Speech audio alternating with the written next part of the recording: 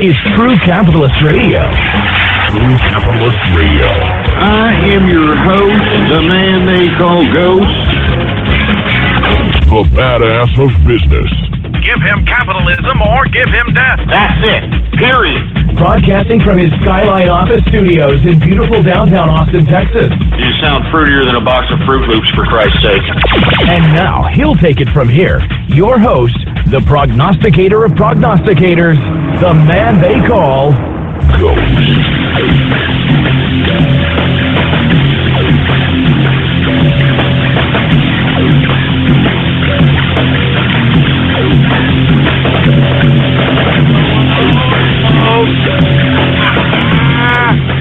How's it going? And thank you for tuning in with me to another edition of the True Capitalist Radio broadcast. And of course, I am your host, the man they call Ghost. And once again, I want to thank everybody for tuning in with me. This is episode number 421. Episode number 421 for all the folks that are keeping track of the True Capitalist Radio broadcast. And before we get into anything else, I'd like for everybody to please spread it around like wildfire and let everybody know that True Capitalist Radio is in effect and in the house. And we are live every Monday through Friday, 4 p.m. Central Standard Time, right here on the official website of the True Capitalist Radio broadcast. It is blogtalkradio.com/ghost. That's blogtalkradio.com/ghost. And of course, if you have not done so, please follow me on Twitter. The Twitter name to follow is Politics Ghost. All one word, no underscores. Politics Ghost is the name to follow. And I'm also on the Twitter alternative, folks, Gab, under the same name, Politics Ghost. Now, folks, I want to say first and foremost my apologies for not necessarily having a show yesterday because I had to rest, to say the least, folks. All right, I mean, I've been going 100 miles an hour for a long period of time. I had to just take a rest yesterday, and I don't know if you can tell today I'm a little bit more energized, a little bit more rejuvenated, but I do regret taking yesterday off. A lot of things have transpired. You see, you can't even just take one day off. You can't even take a goddamn break out here. You take a break for a second, and all kinds of hell is breaking loose in the so-called alt-right. I don't know if you folks have been aware of this. Well, the alt-right, and this comprises of a decent amount of individuals who help organize a certain faction of the online community to vote for Trump or be pro-Trump, to that capacity. Now, a lot of these characters are thinking that they are on some level of a soapbox, and they deserve, I don't know what the hell they deserve, but we're going to talk about that in a little bit. As a matter of fact, we're going to dedicate a majority of the show to that particular situation, because I've got some very strong opinions on this subject matter, and I'm talking about all the names out here that are supposed to be the alt-right leaders. And I like how these goddamn mainstream media people try to automatically put people in a pedestal that wasn't even there. I'm talking about people like Mike Cernovich and Milo Yiannopoulos and, you know, this character Richard Spencer and Baked Alaska. If you don't know who the hell Baked Alaska is, he's the guy that pretty much gave the mainstream media a news point to be able to exploit this, because this has been on every goddamn newsreel, at least online newsreel that I've been a part of, and let me tell you, it's all the alt-right is splitting. Oh my God, look, there's a dissension in the alt-right. Oh God. Listen, I've got some real strong opinion about these folks, and not to mention Sam Hyde, his name came into this whole debate. We're going to talk about that here later on. But what the hell has Sam Hyde got to do with anything? Anyway, listen, I'm going to get through these goddamn markets really, really fast, because I really do want to talk about this, all right? Because while these egomaniacs that are supposed to be the so-called leaders of the alt-right are trying to, pull out their pecker shafts and have some kind of a schlonghead contest, we've got Obama and the leftists and the globalists and everybody who's against this Trump presidential election, they're trying to do everything in their power to thwart the swearing in of Donald Trump. And meanwhile, we've got all these jerk asses over here more worried about, deplorables. Deplorables for crying. Get the hell out. I mean, listen. We're going to talk about that here in a second because I'm upset about this, all right? Let me tell you, everybody, and look, we can add Alex Jones onto this list. I can add a few more characters on this list. You people need to pipe your egos down, all right? I mean, you people, don't get me wrong. You all contributed to the election of Donald Trump. Don't get me wrong. But so did I. And so did everybody who had a deplorable in their name, who was pro-Trump, who had, Trump titles, Trump profiles, MAGA. I mean, listen, this had nothing to do with one exclusive person to get Trump elected. And I feel that many of these so-called leaders of the so-called alt-right section of the Trump train over here, they're trying to not just pat themselves on the back as if they deserve some level of a goddamn cabinet seat or some crap, but now they're trying to splinter amongst each other because, listen, I'm going to talk about that here in a second. It just pisses me off that these idiots, who have influence, all right? I'm talking about all of them, Cernovich, Baked Alaska, Milo Yiannopoulos, all these idiots, they have influence out here, and instead of worrying about a potential World War III situation, and folks, right before I came on this broadcast, Obama retaliated against the Russians. He has now, basically expelled 35 Russian diplomats and closed 2 compounds, Russian compounds. I believe one was in Maryland, and I think another one was in New York, if I'm not mistaken. This is, of course, in response to whatever the Barack Obama's allegations are in relation to Russia meddling around with the presidential elections, which he hasn't produced a goddamn thing. And let me tell you, even if he did, I wouldn't believe him. I can't believe that we're even still doing this.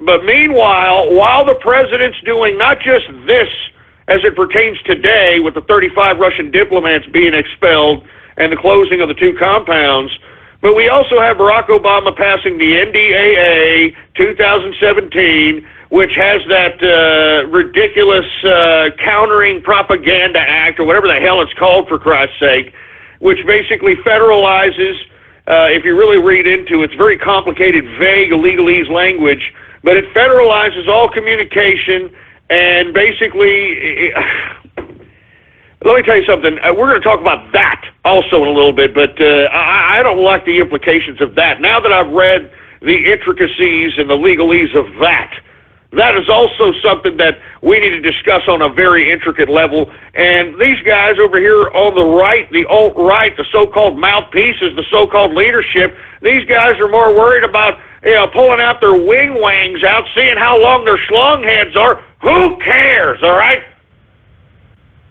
Oh, listen, let me get to the markets, folks. I want to go off of these assholes. I'm sorry. I'm tired of these egomaniacs, man. Look, okay, great. You contributed. Listen,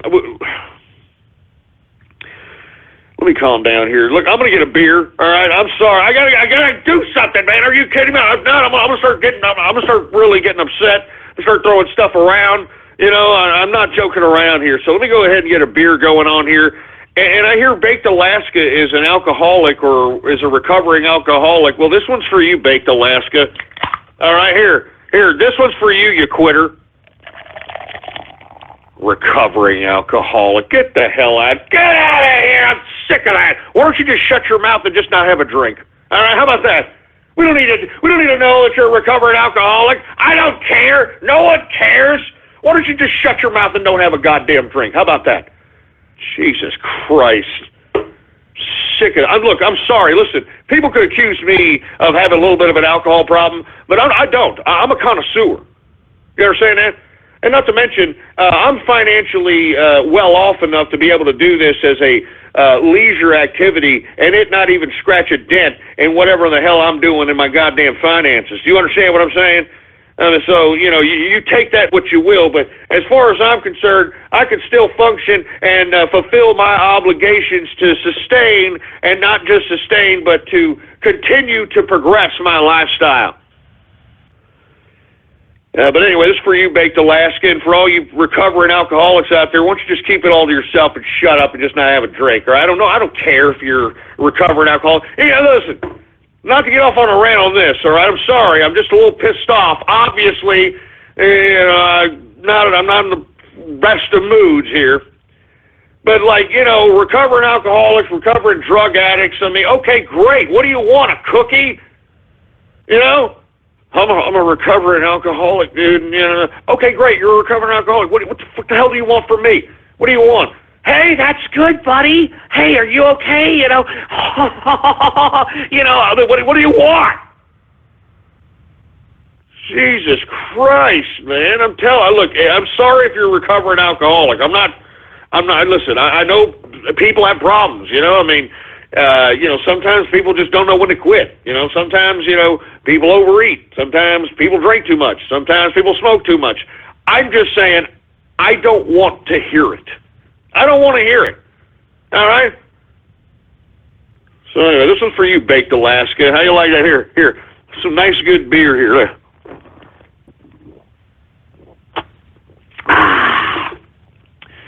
Good stuff. Good stuff. Once it hits your lips, it's so good. Anyway, let's get to the markets, folks. I don't want to get through this, and I don't want to get to the crux of the subject matter here, and that's the so-called alt-right mouthpieces out here. All right? Anyway, let's get to the stock market, folks. We saw a little bit of a decline, as expected, in the dollar. Earlier in the week, we saw about 14-year highs in the dollar. We expected a level of a slip-off to a certain extent. We saw it, and as a result, we saw, for some reason, a decrease in the equities as well as in the energy sector, which goes to show you that no one really knows where the hell to put their capital at this point in time. It's a very precarious time for any kind of investor. And at this point in time, folks, it just depends on a lot of different components of the economy on whether or not we are going to see because we're going to see a downturn. We're going to see a contraction. Whether or not it's going to be very, very bad in the regard that people are going to lose similar to how they did in 2008 and 2009 remains to be seen. But in that process of waiting for that particular contraction, no one really knows exactly where in the hell you are going to put your capital and be able to not just have a level of return on, holding wherever your hell you're putting your capital in, whether it's double-digit percent or not, some kind of return. But hell, in this weird helter-skelter economy, you want to put yourself or put your capital in something that doesn't lose any kind of value. That's really what people should be more concerned about. Anyway, with that being said, I think this is the calm before the storm here. As I've stated for a long period of time here, for the past month or two, there is nothing sustaining these levels of index industrial averages on all fronts, on Dow, on S&P, on NASDAQ. There's nothing justifying this.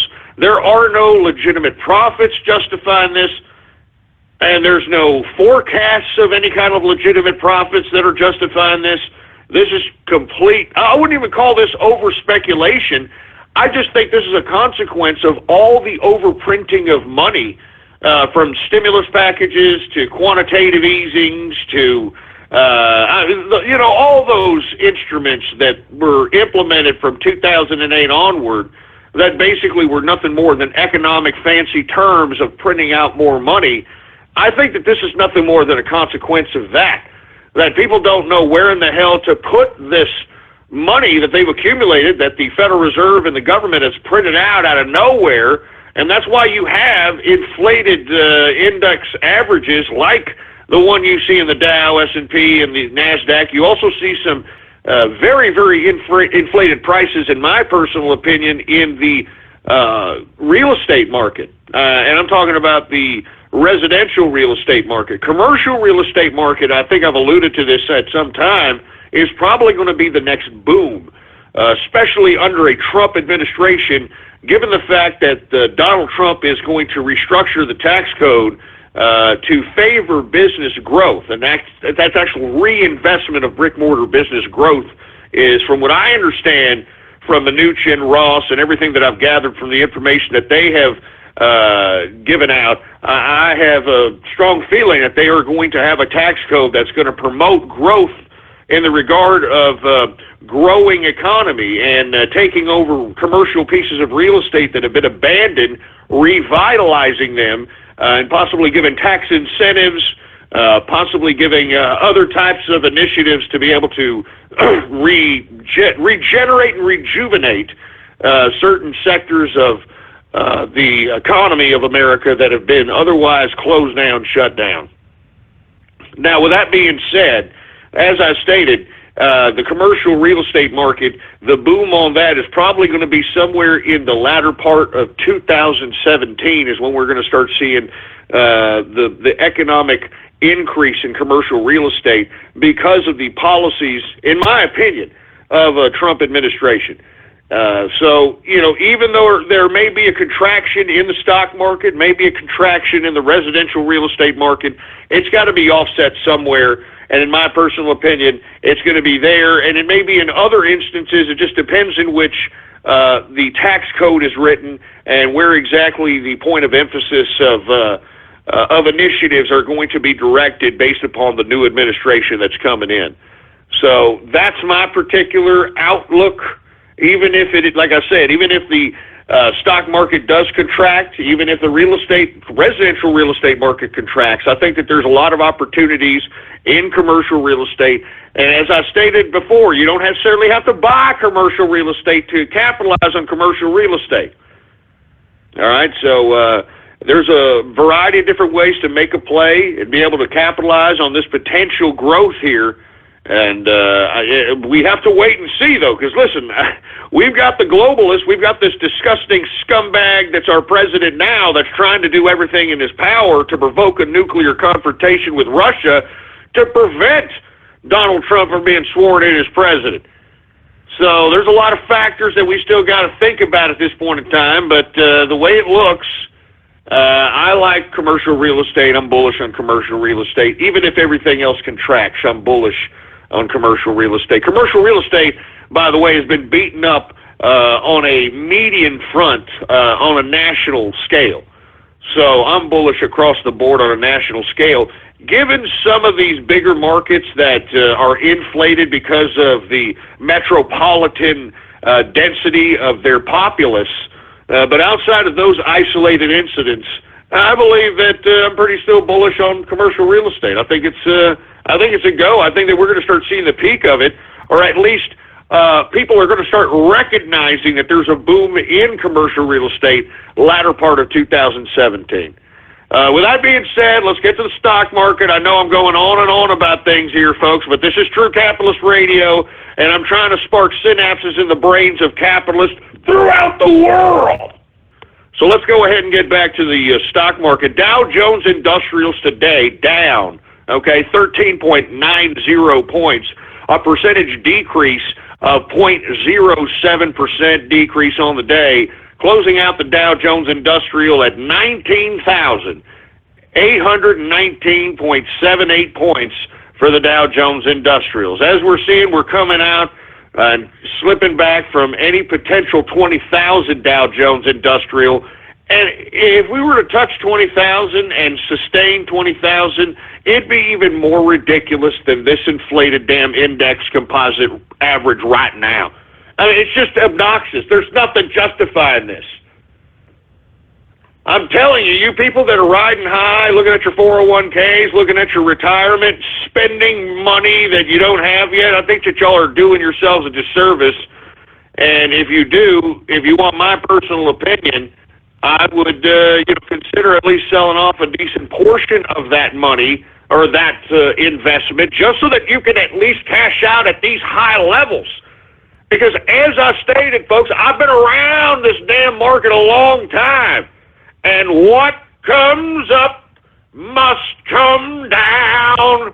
And let me tell you, this has gone up way beyond anybody's expectation, and it's going to fall hard.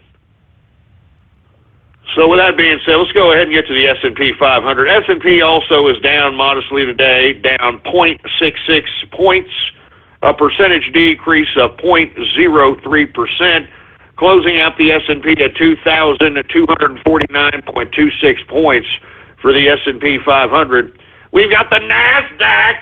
The NASDAQ is down 6.47 points, a percentage decrease of 0.12%, closing out the NASDAQ at 5,432.09 points for the NASDAQ composite. Once again, folks, dollar slipping from all-time, well, I shouldn't say all-time, but 14-year highs here in the beginning of the week. We're starting to see the equities traders out here not necessarily knowing what the hell that's supposed to mean, what that signifies. But if you take a look at the treasuries, folks, that'll tell you the story and why we're starting to see a little bit of a slip in the American currency markets. And the reason is because we got China, we got Saudi, we got a couple of other countries that are dumping U.S. treasuries, which are bringing down U.S. treasuries, which by consequence, through enough sustaining of the decreasing of treasuries, we're starting to see that affect the currency markets of the United States' dollar value at this point in time, because of the uncertainty in the treasury market. So, in my opinion, that's why we're seeing this slip. Well, we shall see where the hell that's going. So let's just continue on. We did see, even though we did see a slip in the dollar, we didn't really see we didn't see it reflected in the energy sector, I'll tell you that. Let's go ahead and get to energy.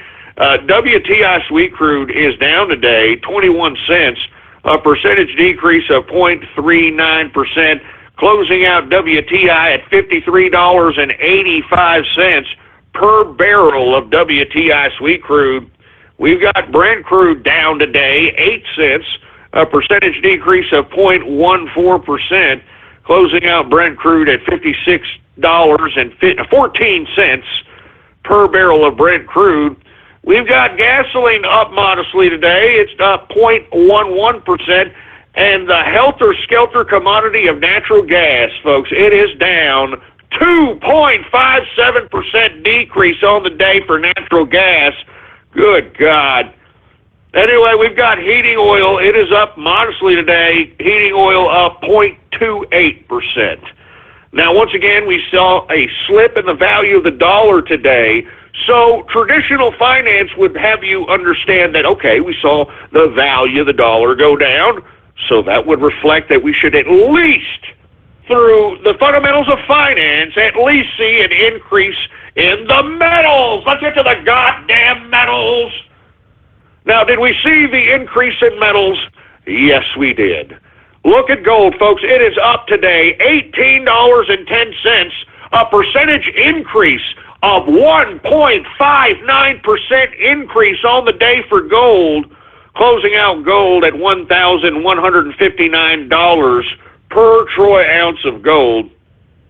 That's what I said, folks. When you start seeing the dollar slip, it should be reflected, at the very minimum, it should be reflected in the metals. I mean, that's the fundamentals of finance, for heaven's sake. What happened?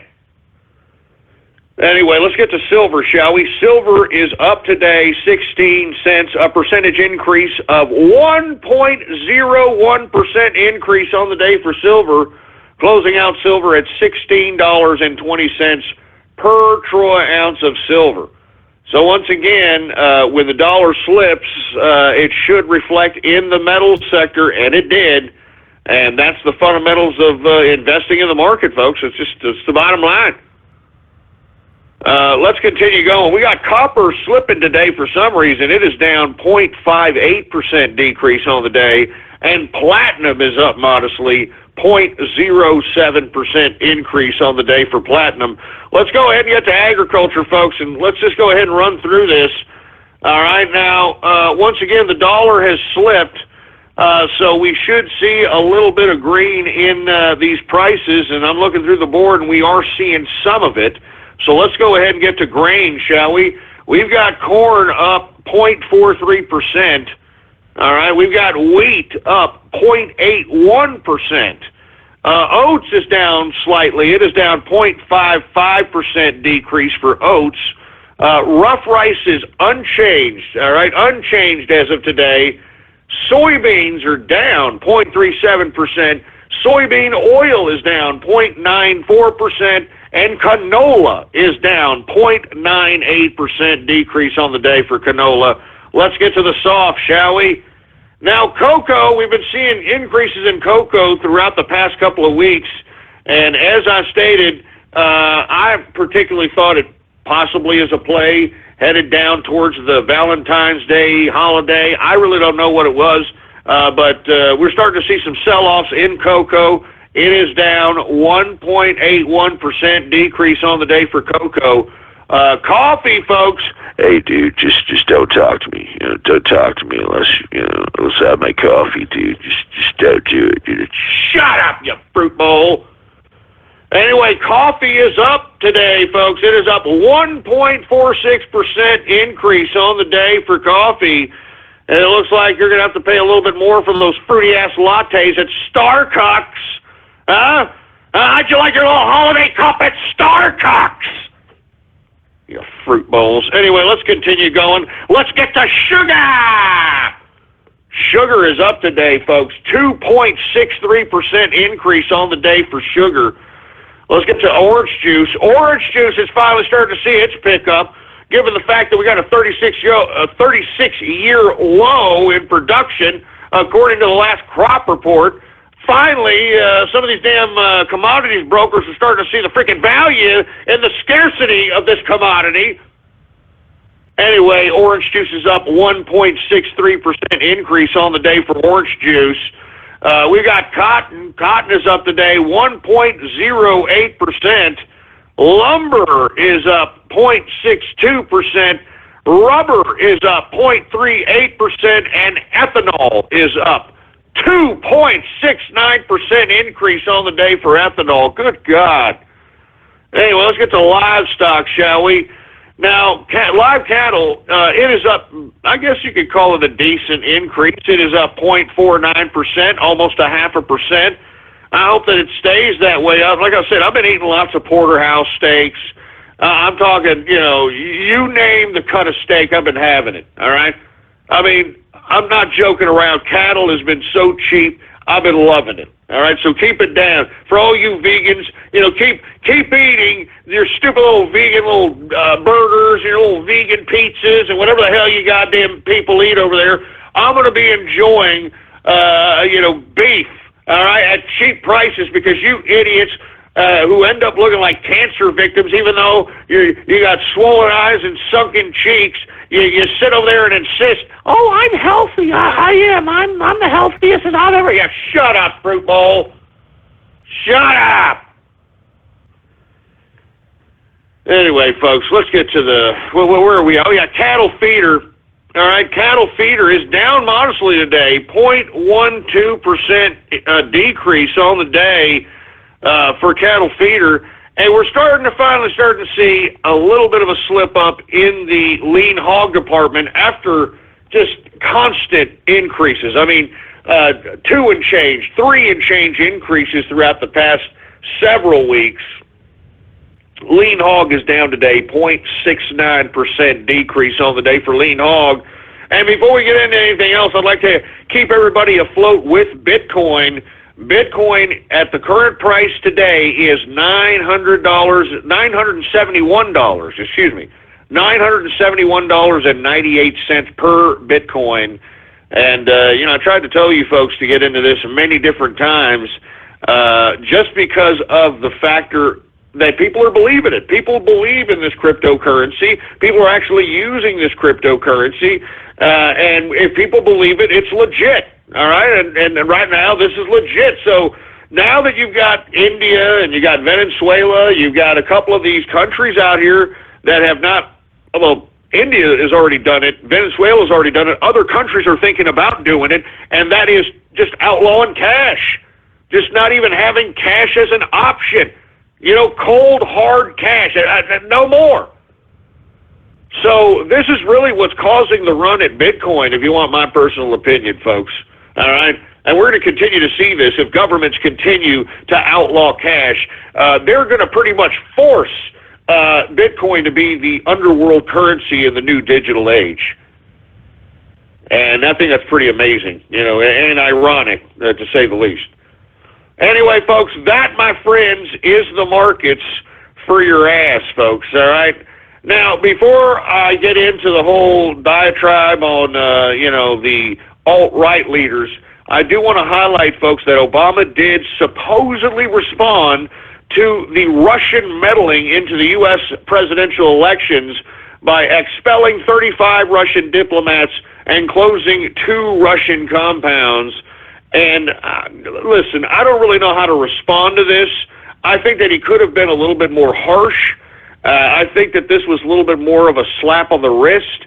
I think that a response from Russia would probably be arresting a few American-born people that are either doing business in Russia or have jobs in Russia and claiming they're spies or something of that capacity. It's a very, very, I think, minute response, a very, very pussy response. And regardless, it was a response to a supposed act on America, according to Obama, that threatened the integrity of the American elections. And look, I think that's a bunch of horse crap. Anybody who had any sense and took a look at the elections, took a look at all the rallies that happened between Donald Trump and Hillary Clinton, there was no comparison. There was no goddamn comparison, for heaven's sake. Moreover, Hillary Clinton just did not campaign. I mean, even Joe Biden and a couple of these other Democrats are finally starting to admit that Hillary Clinton just did not campaign. This woman was out there. She would have maybe 3 rallies a week. All right, she would go and possibly talk for 10 to 15 minutes and then get some other surrogate to go up there and talk the remainder 20, 25, 30 minutes while she sat in the back of a freaking stool. It's ridiculous. I mean, you're not going to connect with the people in that capacity. And listen, it doesn't even matter if you do have the woman thing going for you, all right? I mean, if you're a disingenuous, lazy piece of crap, if you basically prove Trump right when he says that you're low energy, that you don't have the energy to be able to be president, I mean, I think people saw it reflected based upon your lack of campaigning. I mean, with your lack of going out there and connecting with the people. I mean, look at what Donald Trump did. This guy went everywhere, sometimes 3 or 4 different locales across the country holding rallies in one day.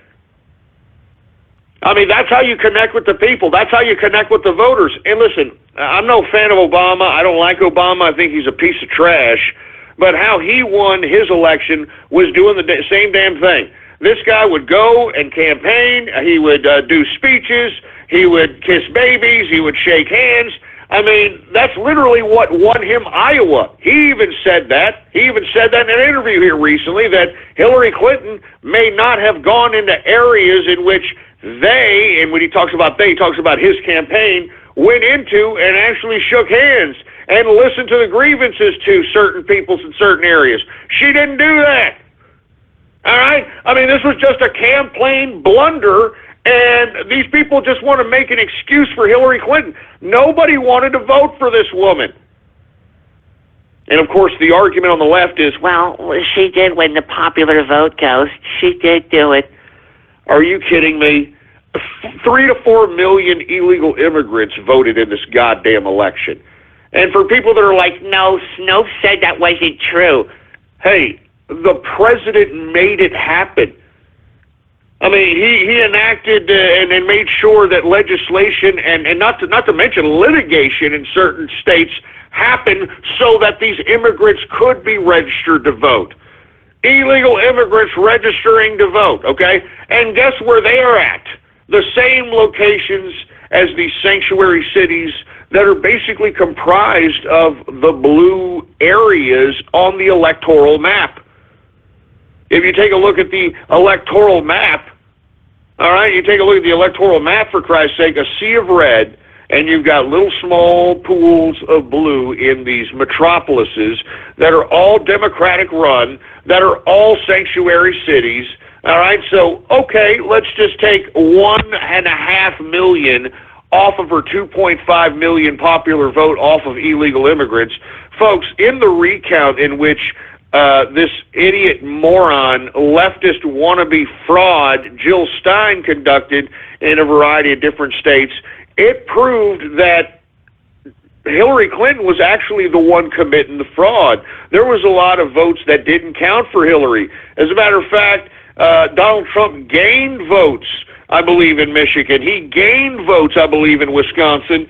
And it's because, folks, if anybody was out here conducting themselves in any kind of nefarious voting capacity, it was the Democrats, it was Hillary Clinton, it was the Department of Homeland Security, which, folks, we have tweeted reports out that the Department of Homeland Security's IP address was basically found scanning the databases, the election databases of several states, Georgia, Kentucky, and I believe I think West Virginia or Virginia, I believe it was. And this is proven. I mean, the Department of Homeland Security had to make a statement because they were caught red-handed trying to break in to certain election servers. And they claimed, and this is according to the Department of Homeland Security, they claimed that, well, it was a subcontractor that was just running some script or some kind of some garbage. I mean, give me a break, man. Give me a break. Look, they tried to hack this election. They couldn't do it. It was overwhelming. All right? Millions upon millions of people went out and voted for Trump. I mean, Trump overwhelmingly beat the living bejesus out of Hillary Clinton in the Electoral College. I mean, there is no discussion about it. I mean, Jesus, I'm sick of it, man. I'm sick of this crap. And look, let me tell you something. And let's just say, and I've always said this for the sake of argument, let's say the Russians did do something, okay? Why is that anybody else's fault but not Obama's, the Department of Homeland Security, the CIA, all these people that are out here saying, oh, well, the Russians helped Trump. Why isn't it their fault? Why aren't their heads rolling? I mean, why aren't they on the ball for this particular screw-up, if that's what it is? Why doesn't the buck stop with Obama if the Russians were able to meddle around in our elections, quote unquote, all right? I mean, I'm serious, man. It makes me sick to my stomach that, you know, that these people can think they can get away with this crap. You know, they honestly think they can get away with this. And look, they may just get away with it. I mean, they may provoke a nuclear confrontation. They may provoke civil riots, folks. Have you heard about the policemen that have been dying here as of late, folks? Huh? I'm serious. Have you heard about the latest police shootings that are happening across the country? You think that's an accident? You don't think that has anything to do with the whole Black Lives Matter movement? This George Soros-funded crap? You don't think that it's a coincidence that D. Ray McKesson and the Black Lives Matter leadership met with Obama in the White House for 3 hours? Y'all remember that? Y'all remember that? That was like June sometime. Y'all remember that? And now all of a sudden you've got all this mass wave of cop killing. You've got CNN basically suggesting that, well, the cops, they need to basically reform themselves and, you know, whenever there's a cop being killed, for heaven's sake. It's unbelievable what's happening here, folks. I'm serious. They are trying all out, every goddamn card on the table to prevent Donald Trump from, if not being sworn in, if he is sworn in, from making his presidency so hard to deal with that he literally doesn't come through with anything. They're trying to put roadblocks in front of Donald Trump, and it's not just coming from the Democrat side, folks. It's also coming from the Republican side.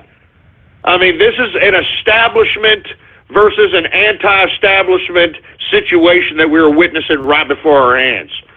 And I wish, with all due respect, these idiots on the alt-right, which we're going to talk about here in the second hour, these Cernoviches and Yiannopoulos and, the Baked Alaskas and whoever the hell this idiot Richard Spencer is. And I know who he is, but we're going to talk about that asshole, too. And the Alex Joneses. I mean, listen, put your goddamn ego aside and start realizing what exactly is going on. What exactly is going on? It has nothing to do with whatever it is that's in your political head.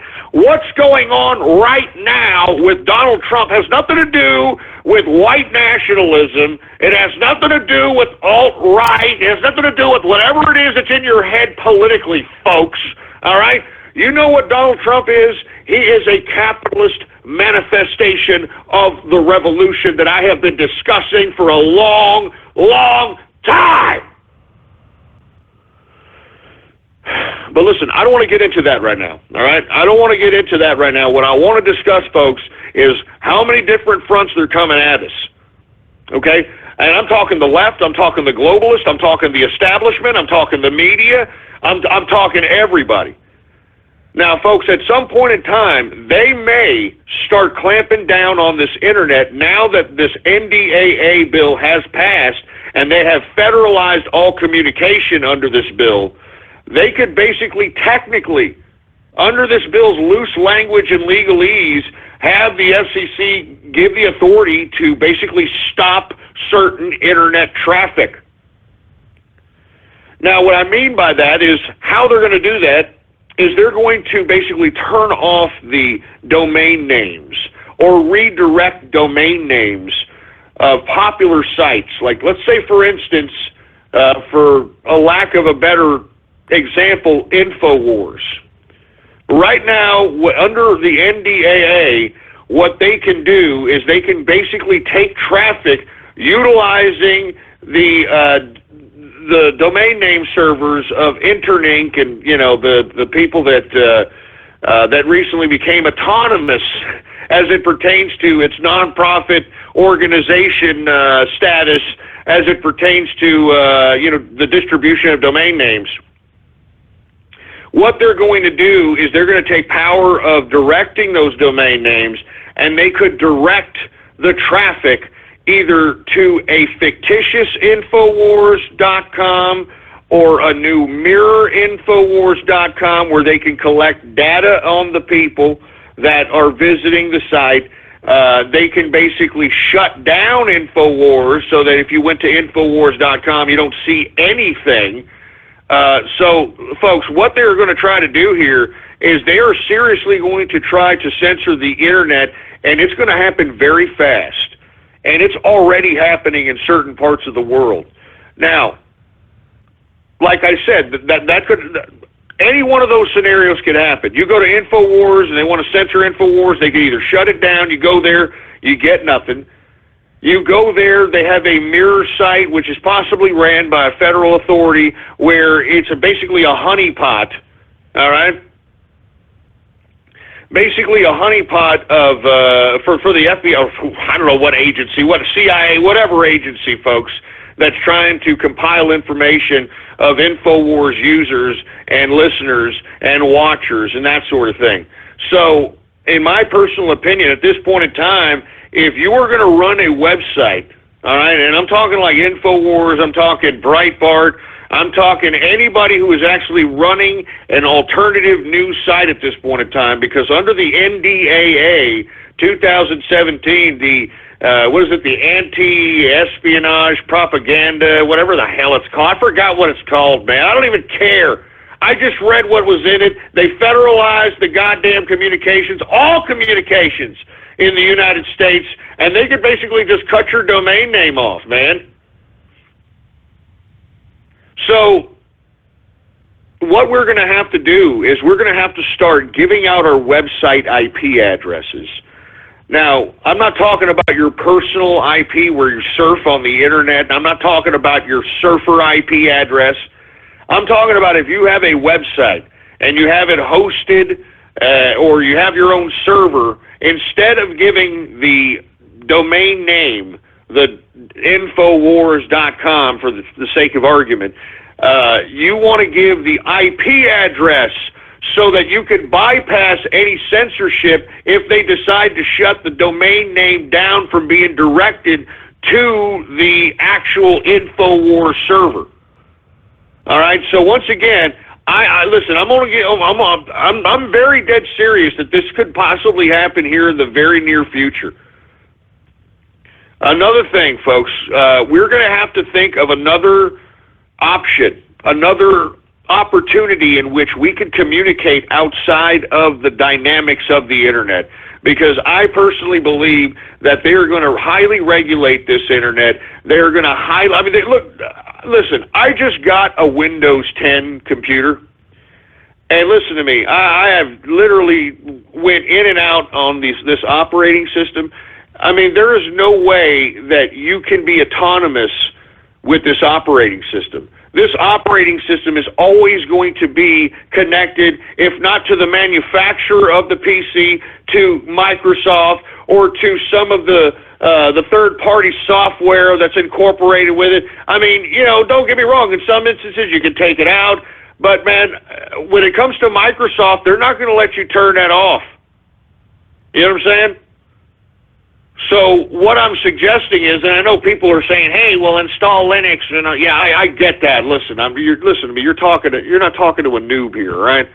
I'm just saying the general American public doesn't understand Linux. All right, the general American public doesn't understand, these types of operating systems in which you're not wholly dependent on a graphic user interface. All right, I mean, to be honest with you folks, this is how they're captivating the idea of regulating the internet, because more people that don't know anything about the internet are now getting on the internet. You understand? I mean, I'm serious. Listen to me. You know what's happening to the internet right now? It's the same thing that's happening to Europe. All right? What's happening to Europe, they're bringing in a whole bunch of wild Yehudis from all over the Middle East and North Africa. And at some point here, those Yehudis are going to overpopulate and surpass the actual people and the actual citizens of Germany or Sweden, which we're already seeing in some instances. That's exactly what's happening here on the internet, folks. They're trying to overpopulate the internet with imbeciles. All right, I mean, people that have no business being on the internet. I'm sorry. I used to believe that being on the internet was a privilege and that you had to figure it out to how to get on here. Now all you got to do is just buy a phone, and these morons they're on the internet. I'm serious. They don't even have to know what the hell they're doing. And you see, that's how they easily are able to regulate. That's how they're easily able to snoop. And speaking of snooping, folks, did you all see the fun we had last night, folks? I unfortunately have to delete the tweets. I'm not trying to get banned on Twitter for this crap. But for you folks that are unaware, I tweeted a stream. It was a stream on YouTube. Of course, it was unlisted, so you had to have had the link given to you for you to view it.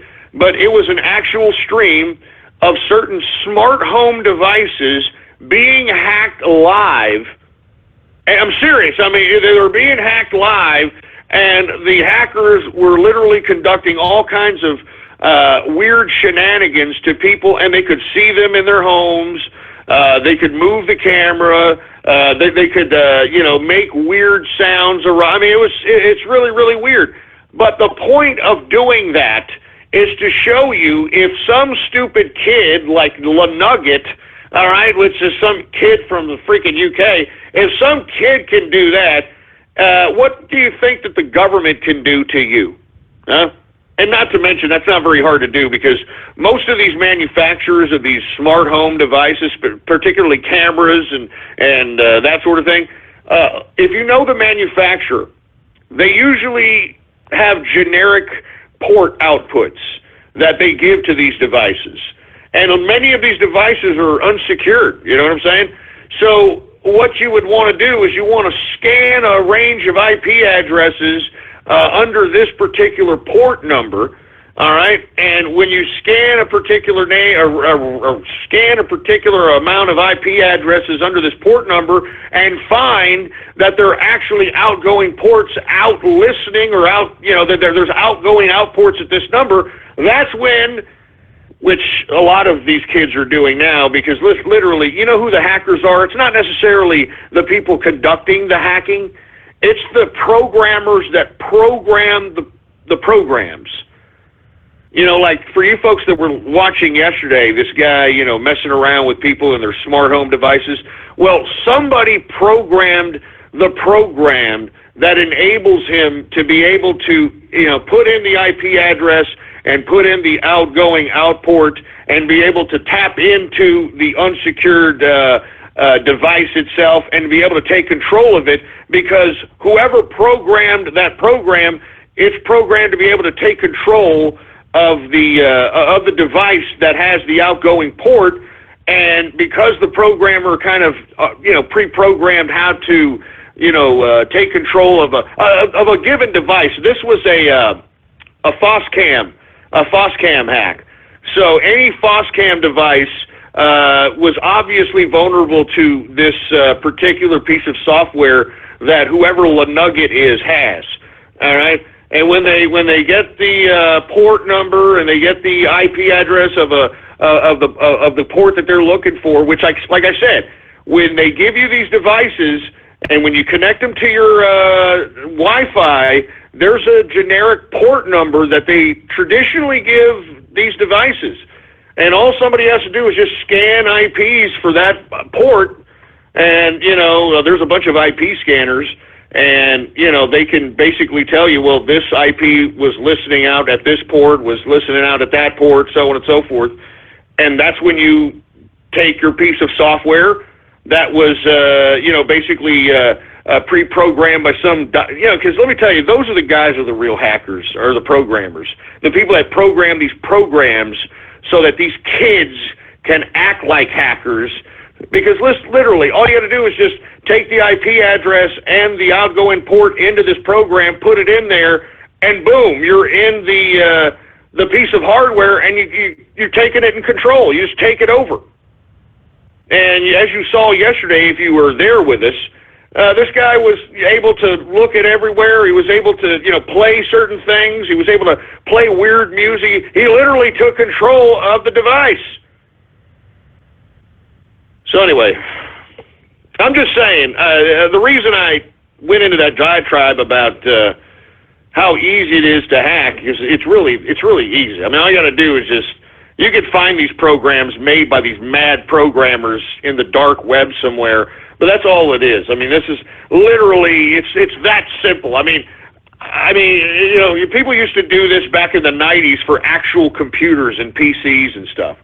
I remember there was a similar program like this, but the program that you'd have to actually convince somebody to execute a program that actually had a file in it that'll give you a server, that'll install a mini server on the person's computer, which literally had the outgoing port number leaked, all right?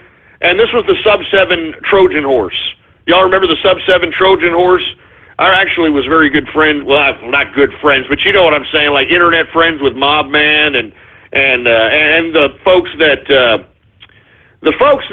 created back Orphis, Cult of the Dead Cow, man. I mean, that kind of it's that kind of concept, all right?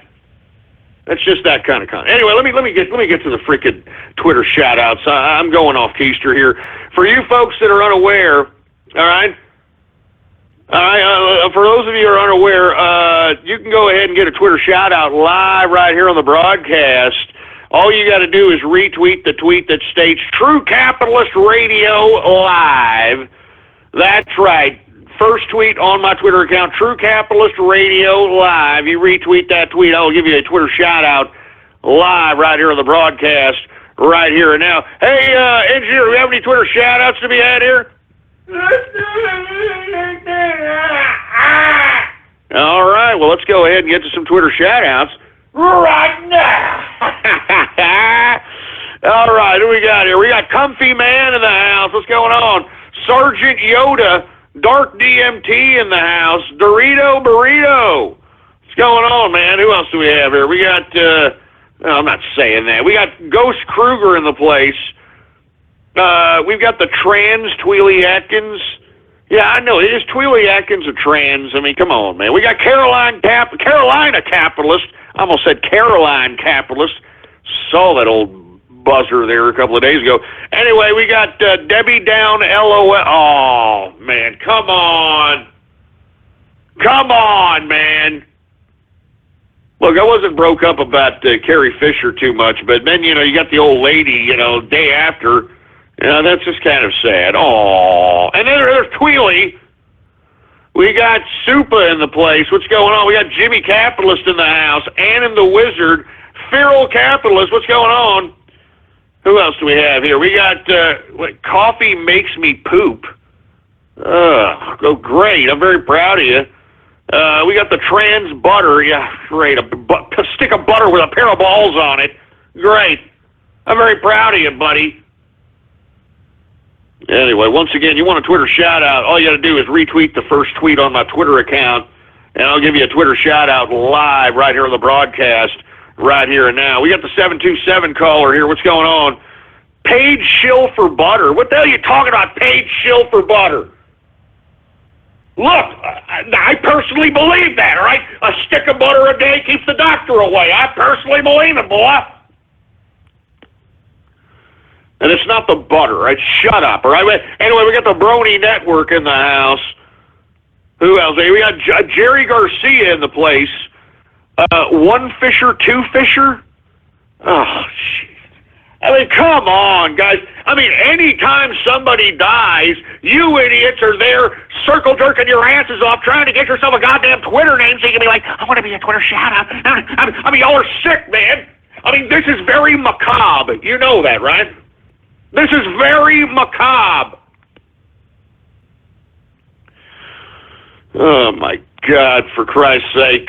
Trump shills for cucks. What are you talking about? What the hell are you talking about? And listen, we're going to have this discussion in the second hour, boy. When I'm done with this Twitter shout-out, we're going to talk about this crap. You understand that, boy?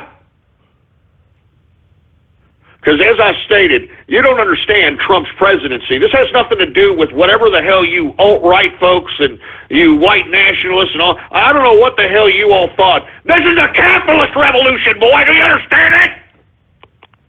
This is a capitalist revolution. We have taken control. We have seized control of state power. It's ours now. It belongs to us.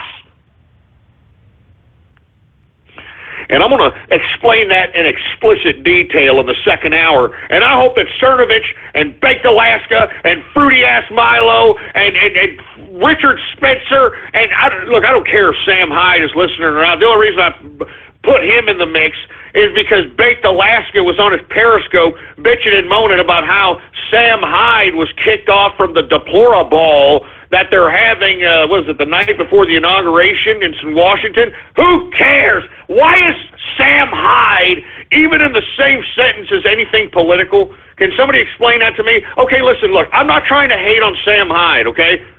Listen, hey, Sam Hyde, listen, I'm not hating on your hustle, okay? I think you're obnoxious. I don't understand. I think you're a tard. I don't know what brand of comedy that you're selling, but obviously people are buying it. Hey, listen, that's fine. I mean, I don't know why people listen to Keemstar. I don't know why people watch Rice Gum and all Leafy and all these fruity bastards. But hey, they do it. More power to them. But let me tell you something, all right? You're starting to go into the political arena, and let me tell you, you have no credibility whatsoever. And that goes for anybody, the celebrities and the YouTube stars, all you people that don't base yourself in politics like I have for goddamn years. You have no goddamn right to be sitting here suggesting anything or putting yourself into any kind of category of politics, all right? I mean, go do your tard videos. And listen, I don't get it, man. I've tried to watch 4 or 5 different videos of this tard Sam Hyde, and I just do not get it. I'm sorry, I do not get it. Okay, yeah, he was on Adult Swim. Great. You know how much they gave him up front for that? And literally, I'm assuming. I don't know. Maybe I really don't know the whole story, but $45,000 they gave Sam Hyde for whatever. I don't know what the hell stupid freaking show it was on Adult Swim. I don't follow that juvenile crap. But supposedly, because he followed Trump, his freaking show was canceled. You know, if you want my personal opinion, I think that his show just sucked the chrome off of a 57 Chevy bumper, with all due respect, all right? And listen, it doesn't matter if he was a Trump supporter or not. If his show made cash, if his show made a lot of money and had a lot of advertisers and had a lot of viewers and added a whole different component to Adult Swim, you'd think these stupid asses would have just said, you know what, Sam, get out of here. No, they wouldn't have. And even if they did, why isn't anybody coming in here and saying, hey, Sam Hyde, like, why don't you come on board over here? Because he sucks! Sorry, Sammy, I had to say it, man. I mean, nothing against your hustle. I think you really suck. I'm sorry. No offense. I don't know you personally. I've literally tried to sit through your crap. It sucks. I'm sorry. It sucks. All right. I mean, I guess maybe you became a funny meme. Like, you know, folks, I don't know if you're aware, but you know, whenever there's like a freaking shooting or something, they put this guy's photograph up and like, hey, it's Sam Hyde, the shooter.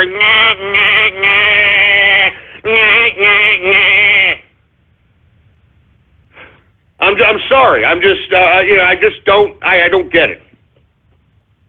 Anyway, listen, we're in the second hour of the True Capitalist radio broadcast, and of course, I am your host, the man they call Ghost. And once again, I want to thank you very much for tuning in with me. Before we get started, I'd like for you to please add to your favorites or bookmark the official website of the True Capitalist radio broadcast. It is blogtalkradio.com/ghost. That's blogtalkradio.com/ghost. All right, now listen. Like I said, I'm not trying to hate on Sam Hyde's hustle, all right? I mean, he's got a fan base. I mean, hey, great. Congrats. But who cares if this asshole's not going to deploy a ball? Who cares? Who cares?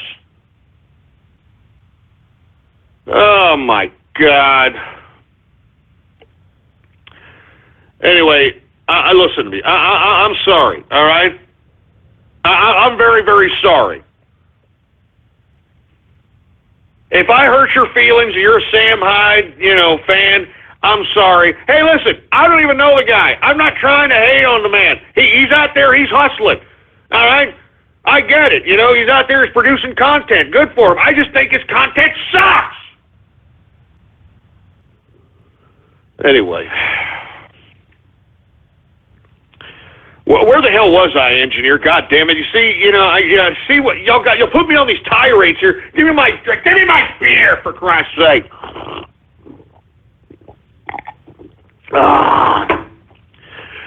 That one's for you too, there, Baked Alaska. All right, you quitter. Anyway, where the hell was I, engineer?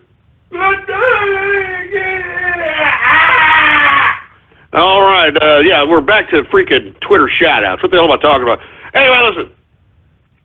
Let's continue on. Hey, wait a minute. Is that Lanuggy? Hey, it's Lanugget! The kid who's hacking freaking smart home devices. He's listening to the show. What's going on, Nuggy? Anyway, we got Exora Hawks in the place. What's going on to Exora Hawks?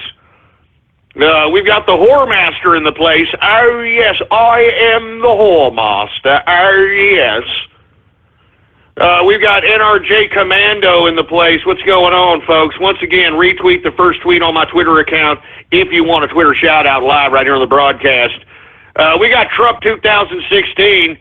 We got Deddy Reynolds. Oh, Jesus Christ. Deddy Reynolds, man, come on! Come on, man. Oh, Jesus Christ. Fishers gone fishing. Oh, my God. That's horrible. Oh, my God. Get that mic out of my face. That's horrible. That's so horrible, I almost want to crack a smile. That's horrible. Fishers gone fishing. I mean, come on. I mean, their corpses are probably not even cold yet, man. You people are doing this. Oh, my God, you sick sons of bitch. Give me the freaking goddamn mic, you son of a bitch. Anyway, well, who else do we have? We got the Norwegian Hambone. What's going on? Blockhead Ghost. What the hell are you talking about, boy? Blockhead Ghost. We got Cask Strength in the house. Silent Capitalist in the place. Lemmy dead for 1 year, LOL. Look, don't make fun of Lemmy, all right? Don't make fun of Lemmy, baby. Do not make fun of Lemmy. We got Loose Steed in the place. We got Robbie Atkins. What the hell is that about? We got DeLorean Jackson in the place. What's going on, man? I'm only going to take a couple more of these, and then we're going to get to the crux of the show, and that's talking about these so-called alt-right mouthpieces that are out here making everybody look like a bunch of jerk-offs, all right? Anyway, who else do we have? We got the trans prime rib. Did you actually put a pair of balls on a prime rib? Oh, Jesus Christ. When is this goddamn trans troll going to end? Seriously. When the hell is that crap going to end? We've got the TCR Steam chat. TCR redirect to Alex Jones. Shut up, you idiot. Let me tell you something. If you watch Alex Jones, you know this man rips me off, and I really don't appreciate it. I really do not appreciate it. Son of a bitch. And if you're going to rip me off, why don't we make a deal there, Alex Jones? But you know what? You want to know why he doesn't want to make a deal with me? I'll take over InfoWars. Are you kidding me? I'll become InfoWars. I don't blame him. He don't want none of this. Are you kidding me? He don't want none of this. Anyway, let me continue going here. We got heart attacks for ghosts. Yeah, thanks a lot, buddy. You see, they're the kind of fans I got. They want me dead. They're the kind of fans I got. They want me dead. Thanks a lot. I appreciate it. We got the Smiler in the house. Debbie's brain went wham. Oh, listen, that's hard, man. Come on. You see, now y'all are sinking me to your level here. I mean, come on, stop it, man. Seriously, stop it with the sick-ass death trolls. That's not right, all right? Oh, my God, man, I can't believe you people, seriously. Anyway, we got Cuck Lives Matter. What's going on? Oh, my God. Inner Circle Obama voter. What are you talking about? What the hell? That's a bunch of horse crap. I don't believe that. That's a bunch of horse crap. Oh, my God. EBT Santa Claus. Oh, there's probably a bunch of those, huh? 35 less Trump supporters. You son of a bitch! It's a bunch of horse crap! Look! You all are perpetuating this whole false narrative that Russia had anything to do with Donald Trump winning the election. He won it. He overwhelmingly won it, and these stupid Democrats just don't want to admit it. They got egg on their face that WikiLeaks exposed their corruption, exposed their criminality, and now they want to sit over here and try to pull everything necessary to try to thwart Donald Trump from becoming president, and it ain't going to happen, boy. We're not going to let it happen. We're not going to let it happen. That's why I'm going to call out Cernovich. I'm going to call out Milo. I'm going to call out Fake Alaska, Richard Spencer, all of them. I'm calling out all of them. Alex Jones, I'm calling them all out.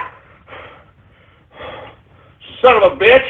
While you're sitting here worrying about whose schlong head is bigger, we've got freaking Obama out here trying to thwart the election of Donald Trump, you stupid, ungrateful, egotistical morons. Son of a bitch. Give me the mic. Give me the mic.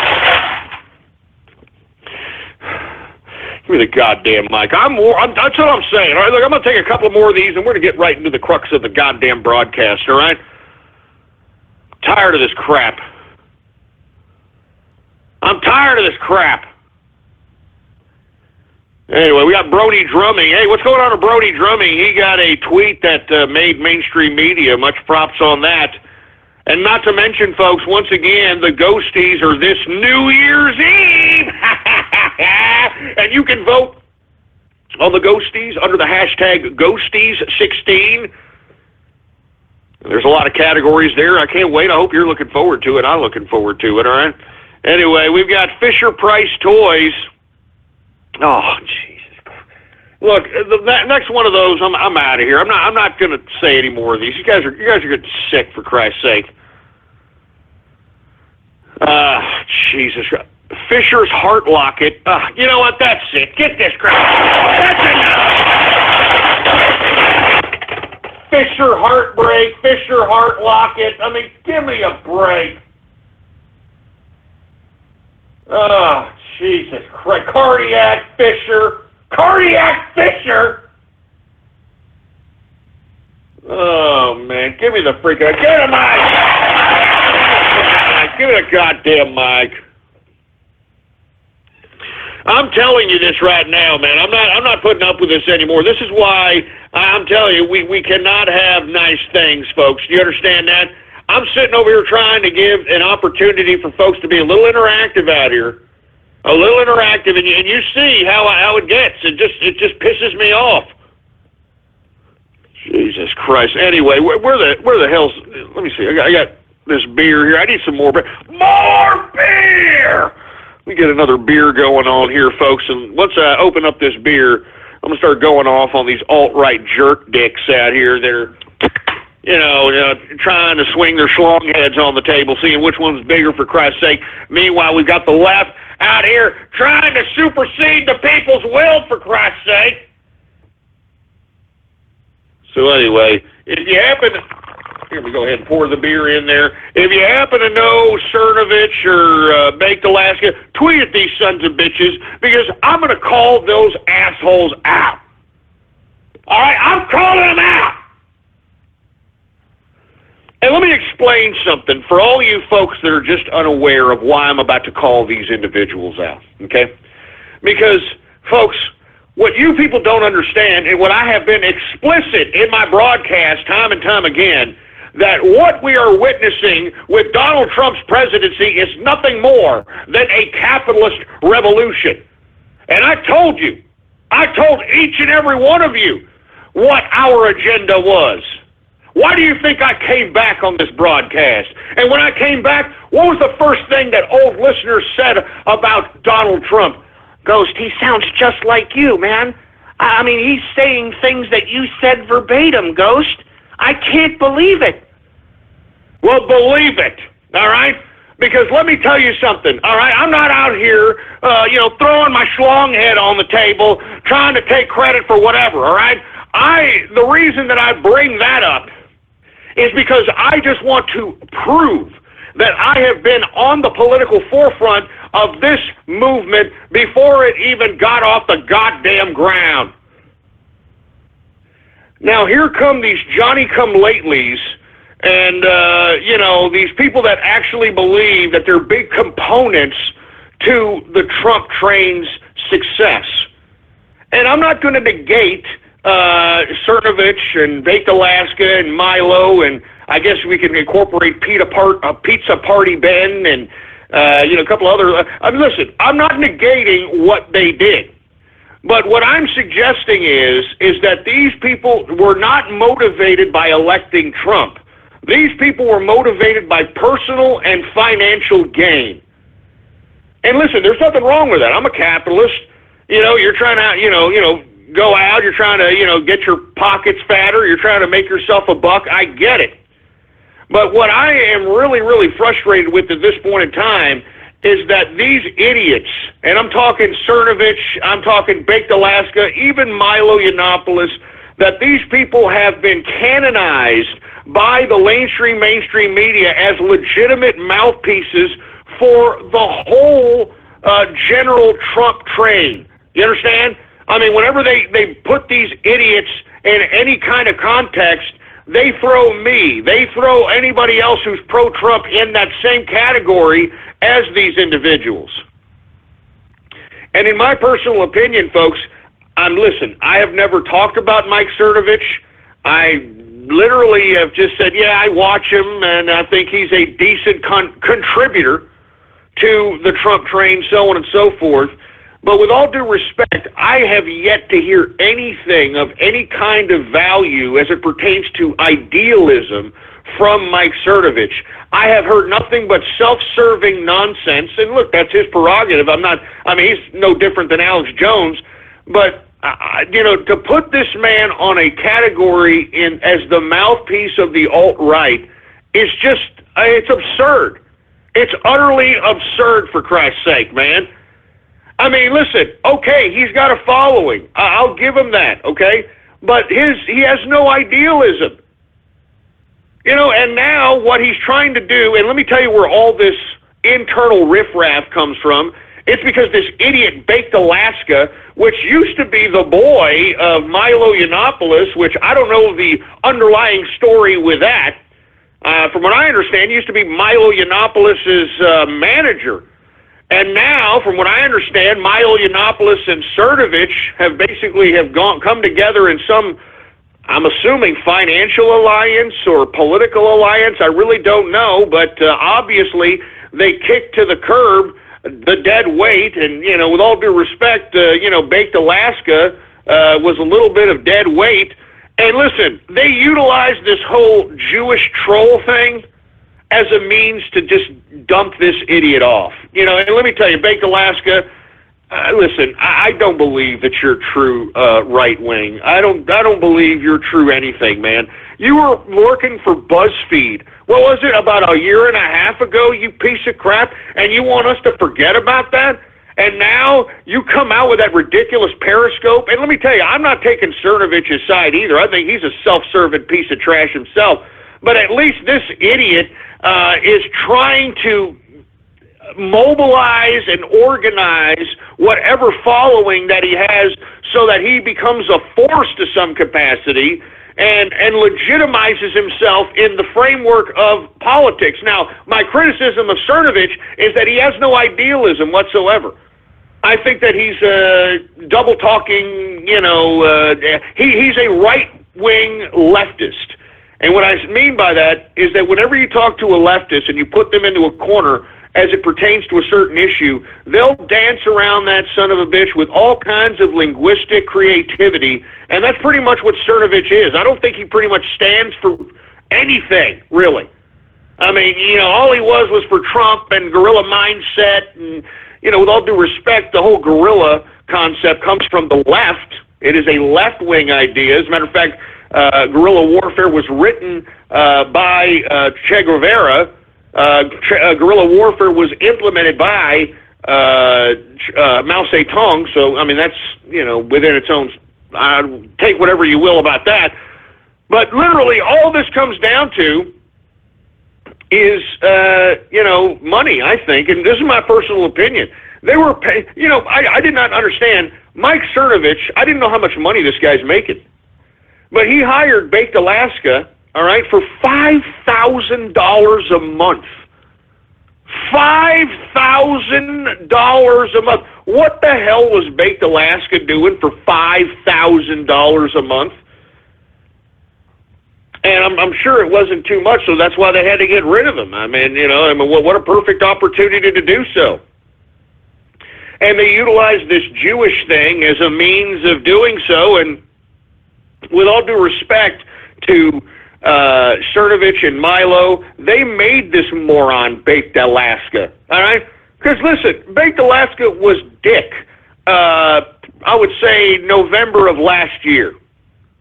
I mean, nobody knew who the hell Baked Alaska was, and the only reason that anybody did know who the hell Baked Alaska was because for whatever reason, Milo Yiannopoulos used to kick it with all those fruit bowls out there in Alaska. I have no idea why. I mean, but that's their prerogative, for Christ's sake. I mean, Milo would always go to, he would always go to Alaska. He would party out with these Alaskan fruit bowls out there, Baked Alaska, Pizza Party Ben. I don't know what the hell they were doing. I thought they were best buds. I mean, hell, I don't know. They could be chewing each other up the ass. Or I don't know. But, lo and behold, it goes from that, like last November, I'm talking November of 2015, it goes from that to whatever the hell it is now. We're about to head into 2017, for Christ's sake. I don't know what the hell is going on with these people, but it's egomania, and that's all there is to it. It's egomaniacs, and I'm tired of it, man. I'm tired of these egomaniacs. Cernovich and Milo and Pizza Party Ben, Baked Alaska. You people have contributed, okay? You contributed to helping Trump elected. Great. Thank you. All right? Thank you. Now, why don't you pipe down on trying to act as though you were holier than thou, or you're trying to gain legitimacy, or trying to talk for the rest of the Trump train. Shut your mouth, all right? You don't talk for the Trump train, let alone talk for Donald Trump. I mean, you idiots were the ones that assumed that this was about white nationalism. You assumed it was about, whatever it was you thought it was. It was about capitalism. I told all of you, this was a capitalist revolution. And you see, it doesn't matter the politics in a capitalist revolution. Do you understand that? What have I always told the people that listen to this broadcast? It doesn't matter the goddamn politics. We're capitalists. We've taken control of the state now. And I can say we with a definitive certainty. This is our time. This is the capitalist army, all right? This is the capitalist revolution. Why do you think Donald Trump has put in nothing but capitalists in his cabinet? So that's why I'm telling you, folks, okay, the reason that you are seeing a little bit opposition of not only the splintering of the so-called alt-right, but now you're starting to see these people talk against Trump now.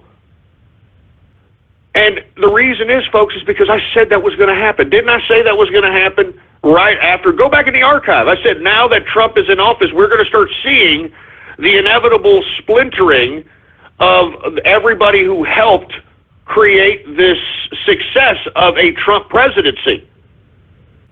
You know what I'm saying? And that's the thing. I knew this was going to happen, and it's happening now. And I would like to, extend my sincerest suggestion to Cernovich, Alaska, Milo. You all do not speak for Donald Trump, all right? You all are, doing your own political objectives. You're doing your own political deal. And you know what, folks? That's why everybody was so against Trump. That's why the Republicans are still against him. That's why the Democrats are against him, because his political agenda is adjustable based upon the economics of America. Because the reason that Donald Trump actually ran for president is because he saw the fleecing economically. He saw the fleecing of America happening right before his very eyes. And that's what motivated this man to go and run for president. It had nothing to do with frickin' white nationalism or whatever. I mean, whatever it is that's in these people's heads, And listen, what was Donald Trump going to do? He's going to tell them to shut up? No, he's not going to tell them to shut up. These idiots are doing it on their own. They want to believe white nationalism. They want to believe all this crap. Hey, that's their problem. You know what I'm saying? I mean, that's their problem.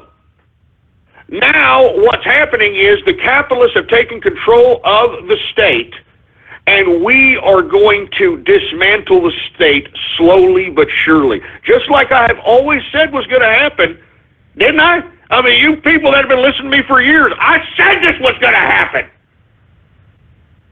And you see, folks, that's the difference between me and all these other jerkasses in the alt-right, is that what I've been portraying and what I have been doing on this broadcast is laying the foundations of capitalist idealism. And that's why you hear things that I said in the past. I said in 2008, 2009, 2010, 2011. That's why you're seeing and hearing things that I said back then that is coming out of the mouth of Donald Trump. That's verbatim. Nobody was talking about taking the Iraqi oil and why we didn't. Then Trump came along. No one was talking about renegotiating trade deals. No one was talking about any of the stuff that Donald Trump was talking about it while I was talking about it. And listen, I'm not trying to take credit for anything. I mean, it could have been somebody who knows Trump. It could have been an advisor to Trump that listened to this broadcast and said, "Hey, listen, why don't you come at the presidential front by saying, hey, we have imbalanced trade deals, we have this, we have that." So I'm telling you, for you Cernoviches and Milos and you self-serving idiots that use Trump's presidency and his candidacy to, fatten your pockets. Hey, I'm not knocking your hustle, baby. You do what you got to do. But now, why don't y'all become the Jon Stewarts of the right wing? Because that's exactly what y'all the equivalent of. Get the hell out of here. You have no level of legitimacy as far as I'm concerned, especially after the shenanigans that you have pulled. And let me tell you, unearthing your dirty laundry between Cernovich and Baked Alaska proves how much money is circulating in this little two-bit operation that they're running in the alt-right. All right? I mean, you know what I'm saying? And that's not including a bunch of other monies that, are just not accountable. Listen, I was not necessarily a fan of Milo, but I appreciated what Milo brought to the actual movement and the actual Trump train. He was a homosexual that was very flamboyant, and, it was hard for the LGBT to talk against a flamboyant homosexual that was for Trump. But in my personal opinion, it's starting to come around that Milo is not the conservative, flamboyant homosexual that we've come to know and love. I'm not very happy with the fact that this man has accumulated, I don't know how much funds as it pertains to this white-only scholarship fund that apparently no one knows where that money is, and as a matter of fact, Baked Alaska brought that up conveniently enough in that Periscope diatribe of his. And not to mention, okay, I'm willing to overlook, whatever you did with the $150,000 for the white-only scholarship, all right? I guess AIDS drugs don't pay for themselves. I don't know. Either way, I'll let that slide, okay? But what I don't like, folks, and let me tell you, go to my Twitter account, PoliticsGhost, all one word, no underscores. There's a clip in which Milo Yiannopoulos is being interviewed by Joe Rogan, and he is legitimately trying to justify, and if not cover up, in my personal opinion, a pedophilic episode that happened in his life. And in this interview, he discusses how he had a priest tell him to conduct oral copulation on him when he was 14 years old. And this priest was obviously an older adult gentleman. And when Joe Rogan pressed him on the fact that, well, that man's a criminal, he's a molester, Milo Yiannopoulos said, no, I was a very promiscuous boy at that time. I was flaunting my stuff around. I was asking for it. That's what he said. That's what he said in the damn Joe Rogan interview, for Christ's sake. And Joe Rogan couldn't even believe what the hell this idiot was saying. He's like, are you kidding me? What? And, Joe Rogan himself, he's a little sexually liberated himself. Even this bastard was like, what the hell are you talking? What? And not to mention, he goes further and says that Milo, he says, he's been invited to Hollywood parties. He's been invited to Hollywood parties. That's freaking one humongous red flag, right? And he admits on this interview that there was a lot of young boys that looked very young, quote unquote. They looked very young, that were having unprotected sex with very old men and doing lots of drugs. Now, like I said, folks, I'm all for anybody's lifestyle, anybody who wants to, anybody who wants to, conduct themselves in any kind of sexual activity that's illegal. And look, somebody is trying to clarify for me. For clarification, I'm pretty sure Milo said that the priest was in his 20s. Oh, okay. Oh, that makes it all better. A 20-something-year-old with a 14-year-old. I mean, you see where we're going with this? You see where we're going with this? You see, let me tell you something, man. I remember back in like 2011, there was this little kid, and he's still a popular little YouTube star, Fruit Bowl, Twitter star.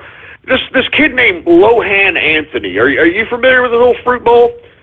Well, this kid back in 2011, he was like maybe an 11, maybe 10, 12-year-old kid, some of that capacity. This kid was literally showing himself off in booty shorts, twerking his little ass off on YouTube and being championed for it.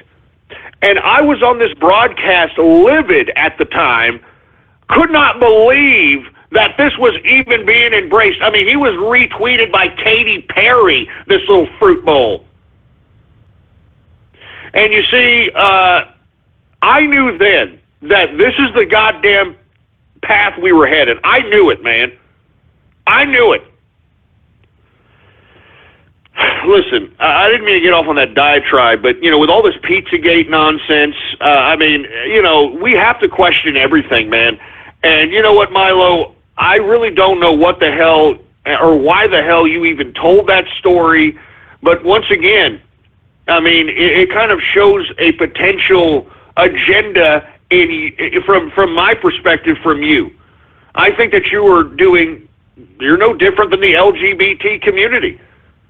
I mean, with all due respect, Milo, you're out here flaunting your sexual promiscuousness. You're out here saying that, you have all kinds of, black schlongs in every orifice of your body, and, you're proud of it, so on and so forth. And lo and behold, you're trying to basically push the same agenda as the left-wing LGBT. Because what have I always said about the left-wing LGBT? The left-wing LGBT is a movement in which, in my personal opinion, is a death cult. Because they talk a lot about pride, right? The LGBT. And listen, I'm not talking about general gay people, general lesbian people. I'm talking about anybody who identifies themselves with that movement, with that ridiculous flag, and goes out to these ridiculous parades, okay? Because I don't see any pride at these parades. I don't see anything to that capacity. You know what I see? I see a community that actually wants to see others that are within their community suffer with the same afflictions as they. I mean, there are people within the gay community that know that, are in these social circles, whether it be in a gay club or, whatever. They know that who's infected with the AIDS and who isn't, and they blatantly see somebody going up to somebody else who doesn't have the AIDS, and they won't say anything. Nobody will say anything. So, with all due respect, I mean, I don't like, you understand that? I don't like this idea of the LGBT or sexual promiscuous activity pertaining to the homosexual demographic, because with all due respect, homosexuals do not practice safe sex. I mean, the proof is in the skyrocketing AIDS, STDs, super syphilis, super gonorrheas that are coming out here. And there's nothing prideful about that, gay people. There's nothing prideful about that. And you see, with Milo Yiannopoulos embracing the same type of self-destructive activity in which, I'm sexually promiscuous, I'm this and that, I don't care. I've even heard him say several times, I don't care about diseases, I don't care about that. When they are in that particular frame of mind, I think that they're and I hate to bring up Scott Fovel, the character from the Project Veritas videos, who organized a lot of these bird dogging events, all right, just a frame of reference. But these people are soulless, man, and let me tell you, I think the soullessness of Milo, you know what I mean, is coming out, in my personal opinion. And let me tell you, I'm seeing it in many people that are LGBT.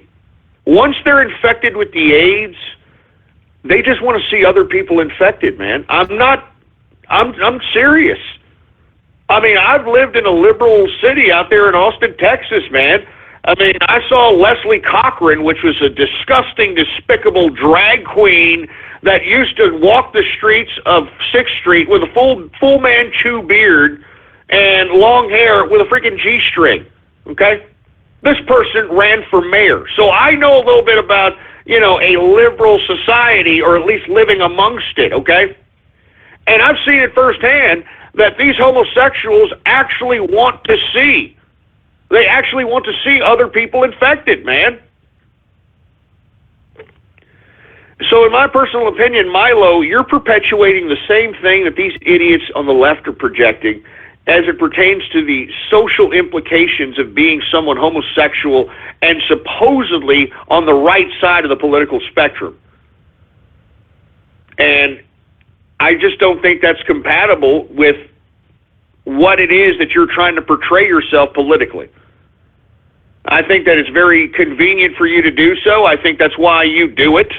It's very easy to be provocative. It's very easy to do that sort of thing. So I'm just saying that, you need to realize what you folks are doing. You're not providing any idealism. You're just providing provocateurs. You're the right-wing left-wingers.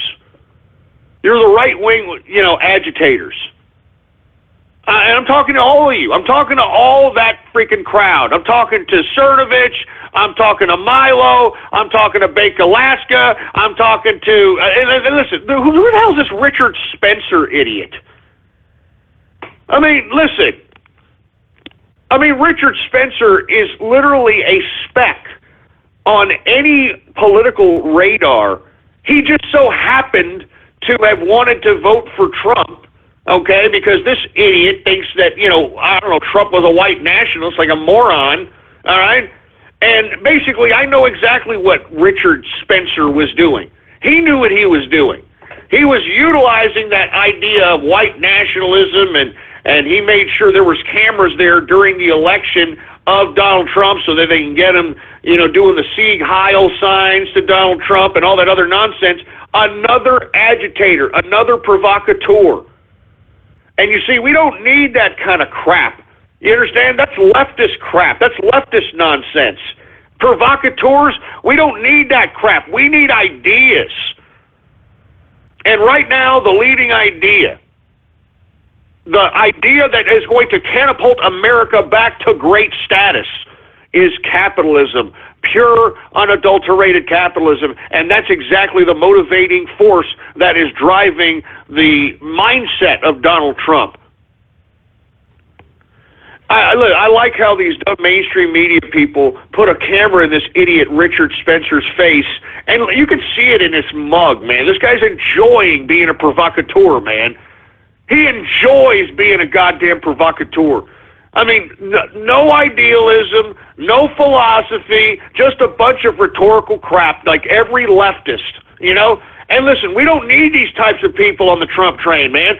We want a new idea in which we understand that we want civility, we want capitalism, we want the rule of law, and we want nobody to be above the law. And those are tenets that Donald Trump has been overemphasizing during his campaign. No one is above the law. And that's what we're reestablishing here. And I'm telling you this right now, the fundamental basis of why Donald Trump is in office is because of capitalism. And, for all you people that thought it was for white nationalism, or I don't know what the hell you people thought, I was on here telling you folks that it's all about capitalism. And listen, you want to know why he doesn't like immigration and wants to build a wall? It has nothing to do with white nationalism. It has everything to do with the employment market, all right? They're watering down the employment market and eliminating job opportunity for actual Americans of all race and creeds. I'm serious, man. Listen to me. Right now, the Trump train, and I could say that I officially speak for the Trump train, or at least a good portion of the online Trump train, all right? Cernovich, Milo, Baked Alaska, and these stupid provocateurs, Spencer, and look, Sam Hyde, you just happen to be grouped in there. You're just a dumb idiot. But All these agitators, man, they have nothing to do with the Trump train. They had nothing to do with getting Trump elected. They had a base. Okay, and they used that base, and they were like, hey, vote for Trump. Hey, my name is Mike Stenovich, and, oh, yeah, buy my book, and, oh, yeah, vote for Trump. Yeah, okay, great. That's fine. Where the hell were you idiots? All right? Where the hell were you idiots when the Republican Party was not going to elect Donald Trump to be the nominee? Where the hell were you idiots when we were out here not only doxing the delegates, and I'm talking about us, the capitalist army, doxing the delegates, but not only that, we doxed the candidates that were running against Donald Trump. Where the hell were you guys for that?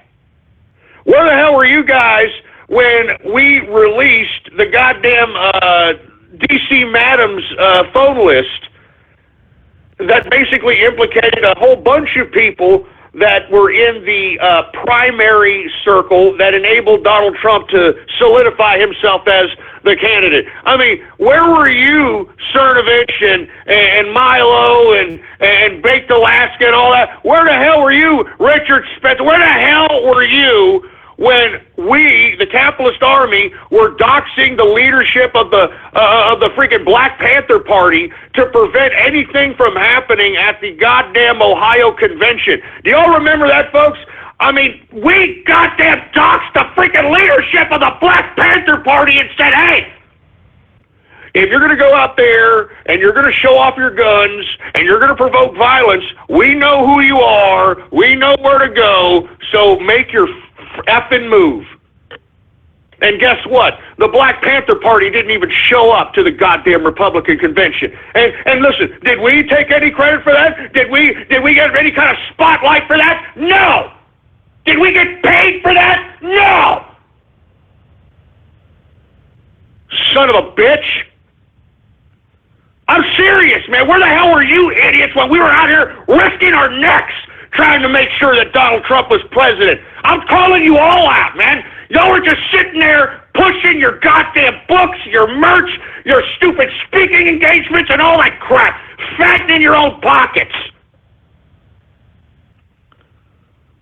So for you folks out there on that side, Cernovich and Baked Alaska and Milo and Spencer and all that, if you folks think that you really had any kind of major contribution to electing Donald Trump, well, and you feel betrayed, well, then go somewhere else, all right? Go somewhere else. We don't need you. What's about to happen in the American government is something that no one has ever seen before. The capitalists are about to take control of the state, and we are going to run it like a business.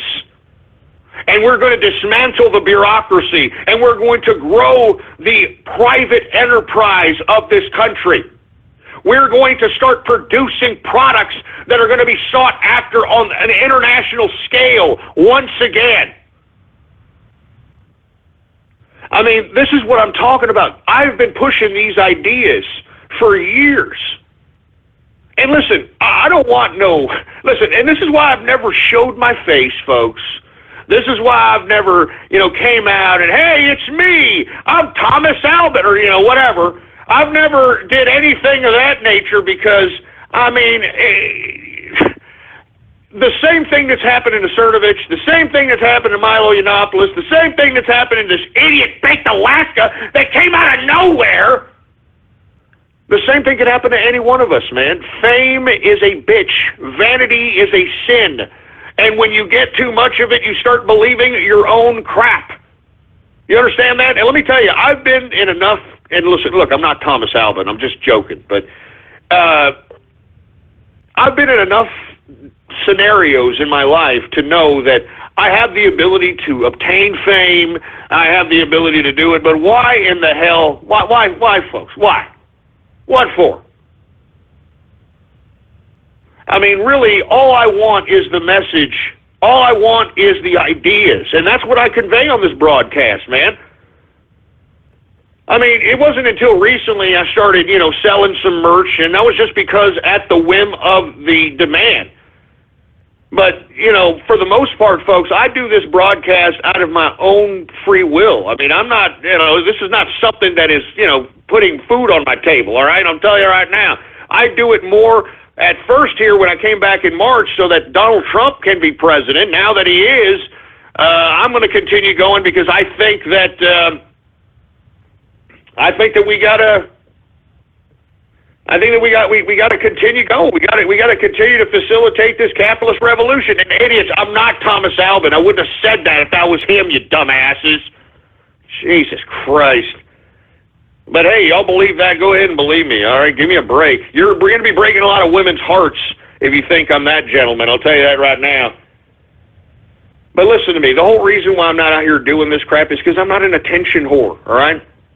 All right, I mean, I like my broadcast, all right? I mean, 65,000 live listeners, I'm cool with that. And not to mention, there's 65,000 live listeners that really want to listen, all right? I mean, because radio is a hard medium. It's not something that you can just go ahead and just spit out whatever kind of garbage out of your damn head. I mean, you got to do something. You got to actually have some kind of thought process.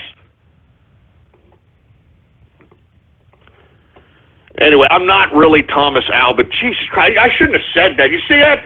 You make a joke. You see, that's what happened to Bake Alaska. You know what I mean? And listen, I'm not taking Bake Alaska's side, but come on, Bake Alaska. You're getting paid $5,000 a month.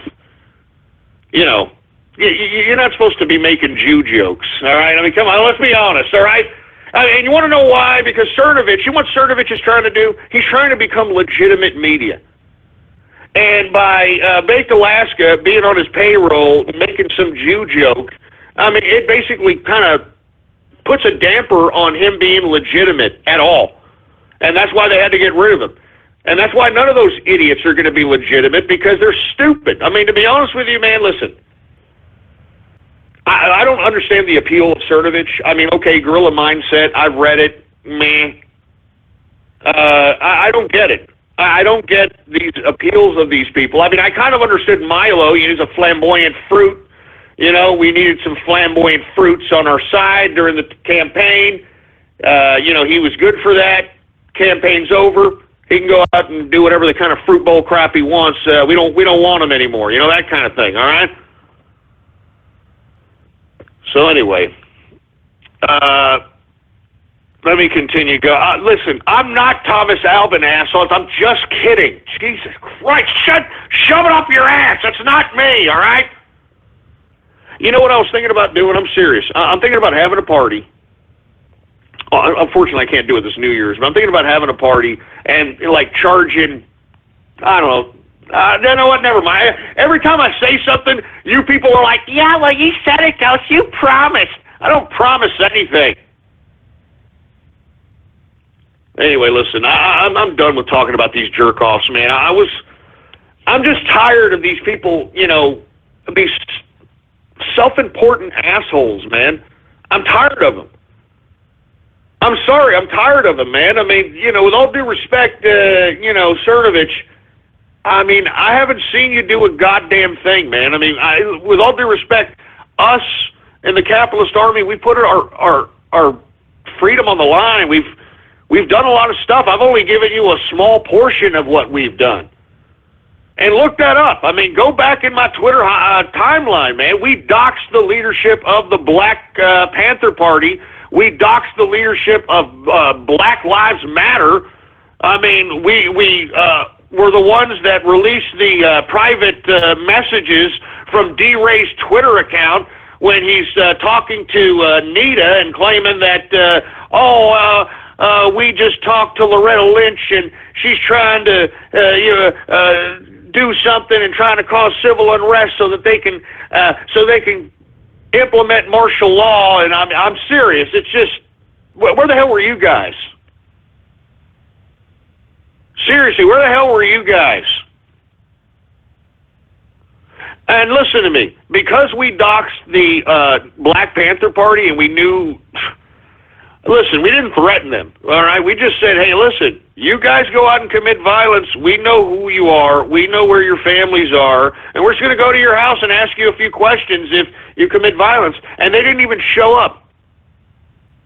They didn't even show up. So that's why I'm saying, I mean, what we have conducted in the capitalist army actually prevented things. I mean, Jesus Christ. Listen, we're selfless, we're faceless, but I just cannot stand seeing these idiots getting all this notoriety, and they are talking for us. You're not talking for us. Cernovich, you're not talking for me.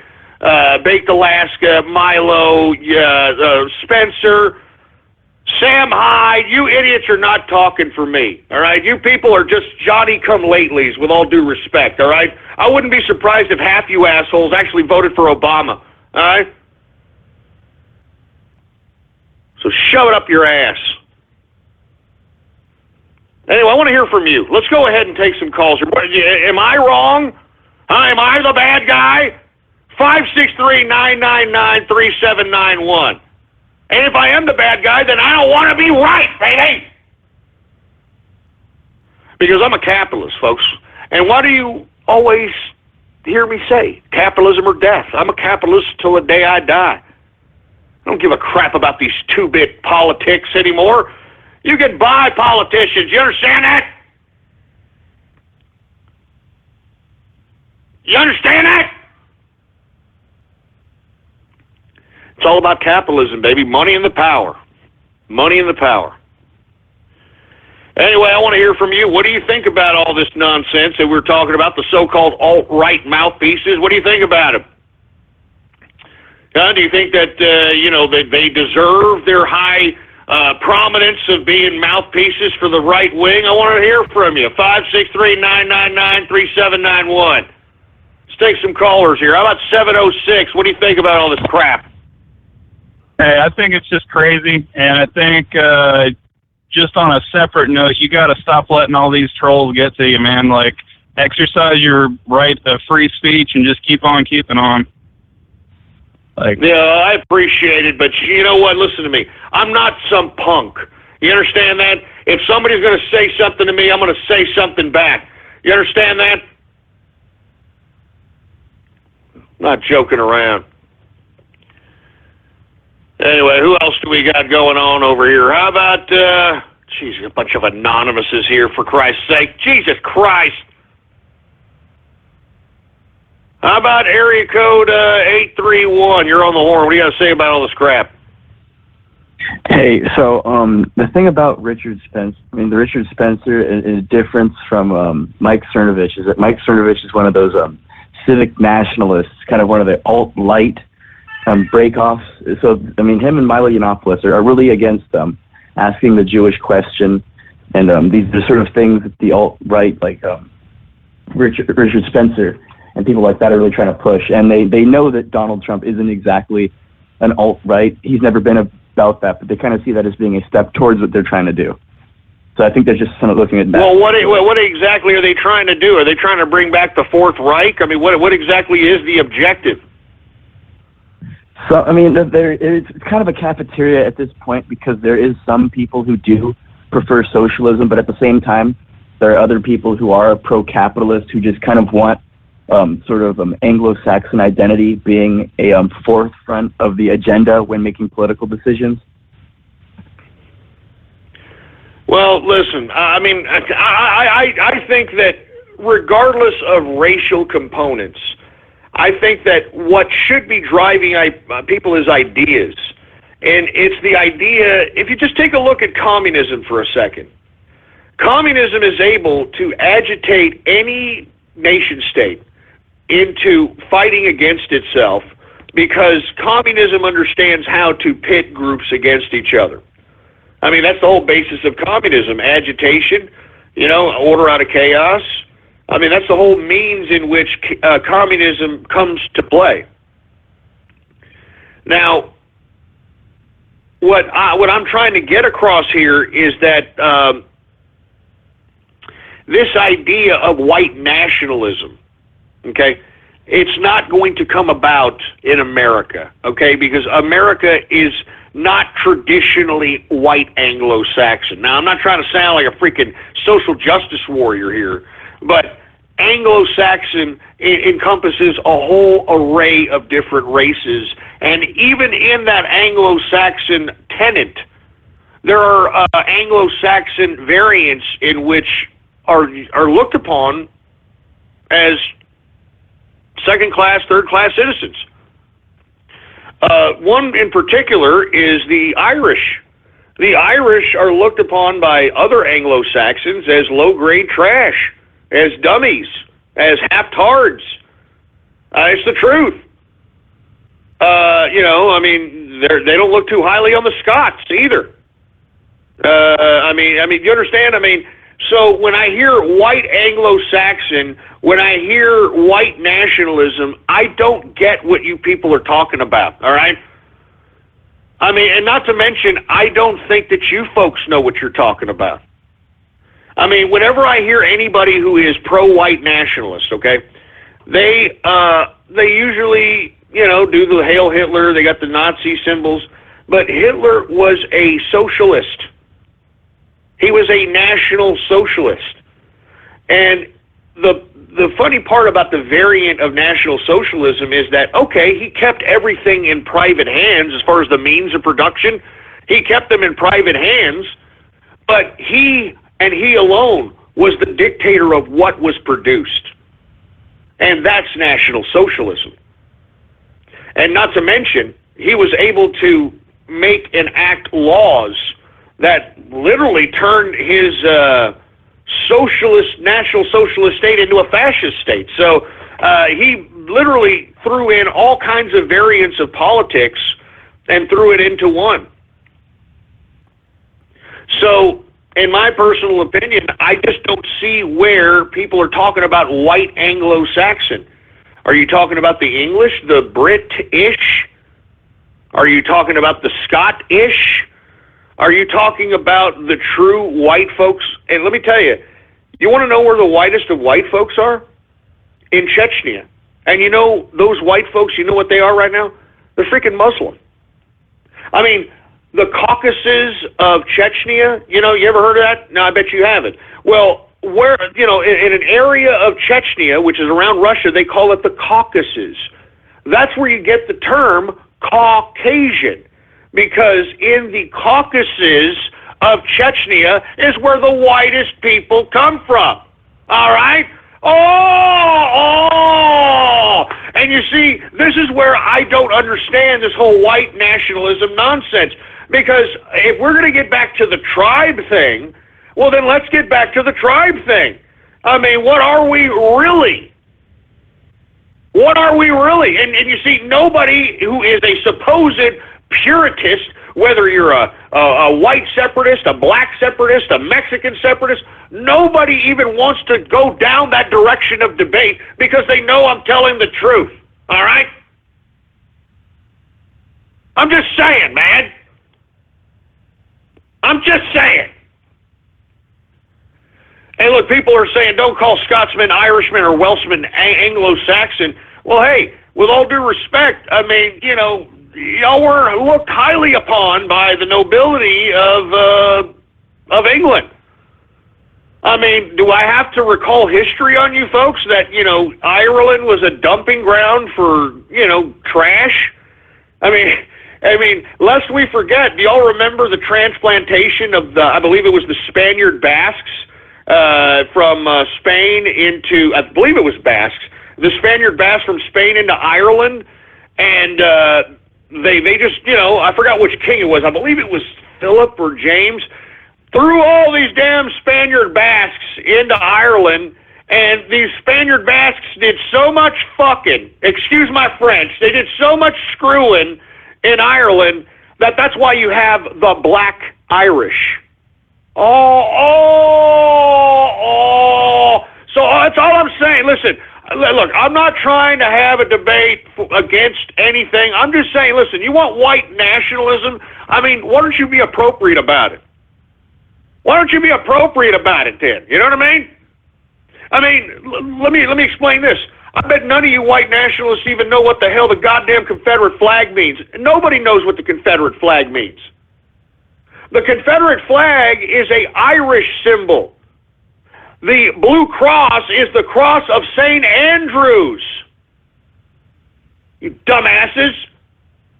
So what does that tell you about the Confederate flag? That the majority of those that were out there on the Confederacy were Scottish, not German, not Bavarian, which is really the basis of white nationalism.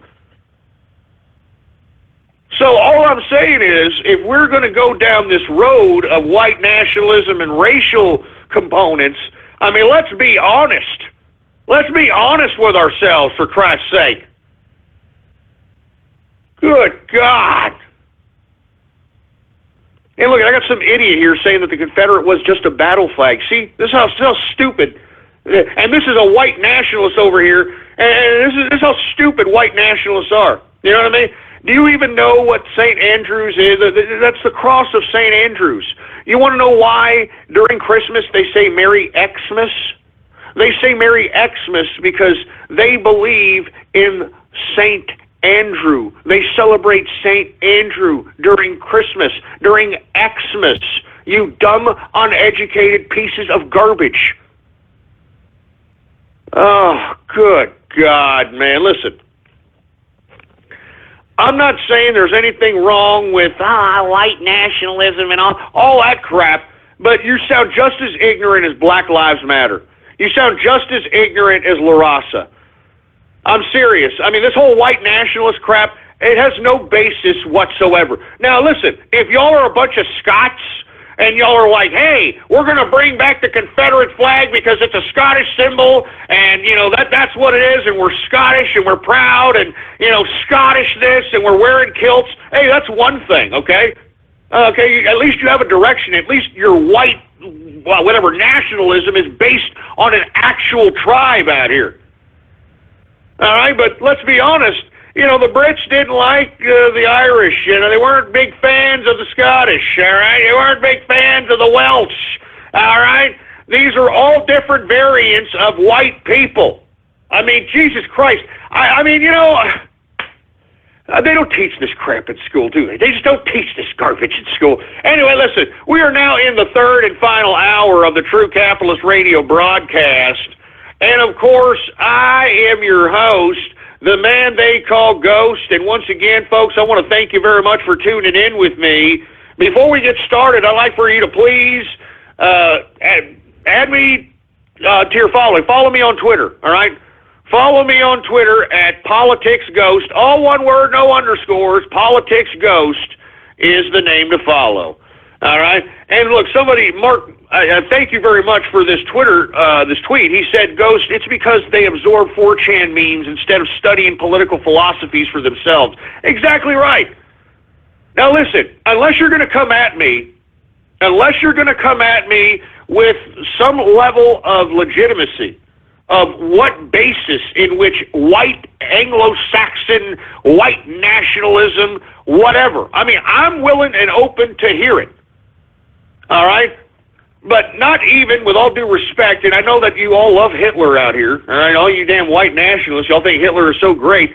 With all due respect, Hitler wasn't even full German. I mean, that's another thing that, it's like the freaking Sean King and the Rachel Dolezal thing with the black folk. All right? I mean, you do understand that Hitler was half Jewish. I mean, you do understand this. That's why when he came to power, the first thing he did was destroy his hometown and kill his teachers. Why? Because he didn't want anybody to know he was a freaking Jew. So, I'm just saying, man, I mean, even the whole white nationalist idea is a farce, all right? Because with all due respect, you're just like the black folk, with all due respect, okay?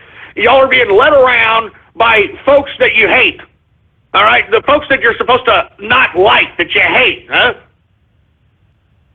I mean, give me a break, man. I mean, I'm serious. Black folks are being led around, and I said this to some freaking wannabe black activist today on Twitter. You're being led around by blatant white people in blackface, light skins, which, well, folks, believe it or not, there is a big racist overtone in the black community between black skin or dark skins and light skins. I mean, it's huge. But most of their leadership, even though most of black America doesn't like light skins, they still allow them to lead them around by the nose. Even though they're clowning them in social settings, they're still allowing them to lead them. And look at this asshole that's president now. And if they're not blackface, white people in blackface, if they're not light skinned, they're homos. They're blatant, outright bottom-taking homosexuals. So that's why I'm trying to bring all this up, man. I mean, you have to look at your freaking leadership, and you have to know what the hell you are talking about.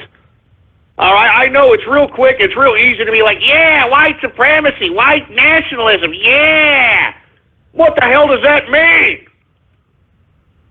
What the hell does that mean?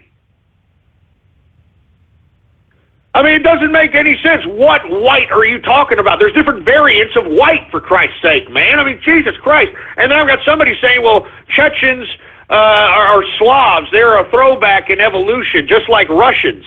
Oh, well, you see, there we go. There's white on white right there hate. You see that? White on white hate. So what white nationalism are you talking about? I'm just asking. I'm just asking, what nationalism, white nationalism, are you talking about? Jesus Christ, man. I'm serious. I'm just sick and tired of hearing it. I'm sick and tired of hearing white nationalism, white pride, white this. What the hell is white? All right? Are you British? Are you, Scottish? Are you Irish? Are you Welsh? Are you, I mean, what are you? What variant of white are you? Are you Polish? Remember, I mean, that's a group of white folks that everybody hates. Even fellow white people hate fellow Polacks. I'm just saying, man, I'm tired of hearing white nationalism, what white? What white are you talking about? Because as I stated, at least in the South, during the Civil War, that damn flag that they were flying up, the Confederate flag, that flag had meaning. It had religious and cultural signification. That meant that the majority of the South were Scots, and they celebrated Xmas. And it was the cross of St. Andrews. That's why you see a big X on the goddamn rebel flag, on the Confederate flag. That's why they celebrate Xmas, you dumbass. Jesus Christ, man. Give me my beer, for Christ's sake. Give me my drink. And then I'm just... And listen, I'm just as critical about this with the black folk. I mean, did you all hear my last broadcast? I called out the black folk, all right? Now I'm calling out the white folk, all right? I'm calling you guys out. Well, what the hell's going on here? What is white nationalism? What is it? No one can define it. People are tweeting at Richard Spencer and be like, hey, man, can you define white nationalism? He can't do it.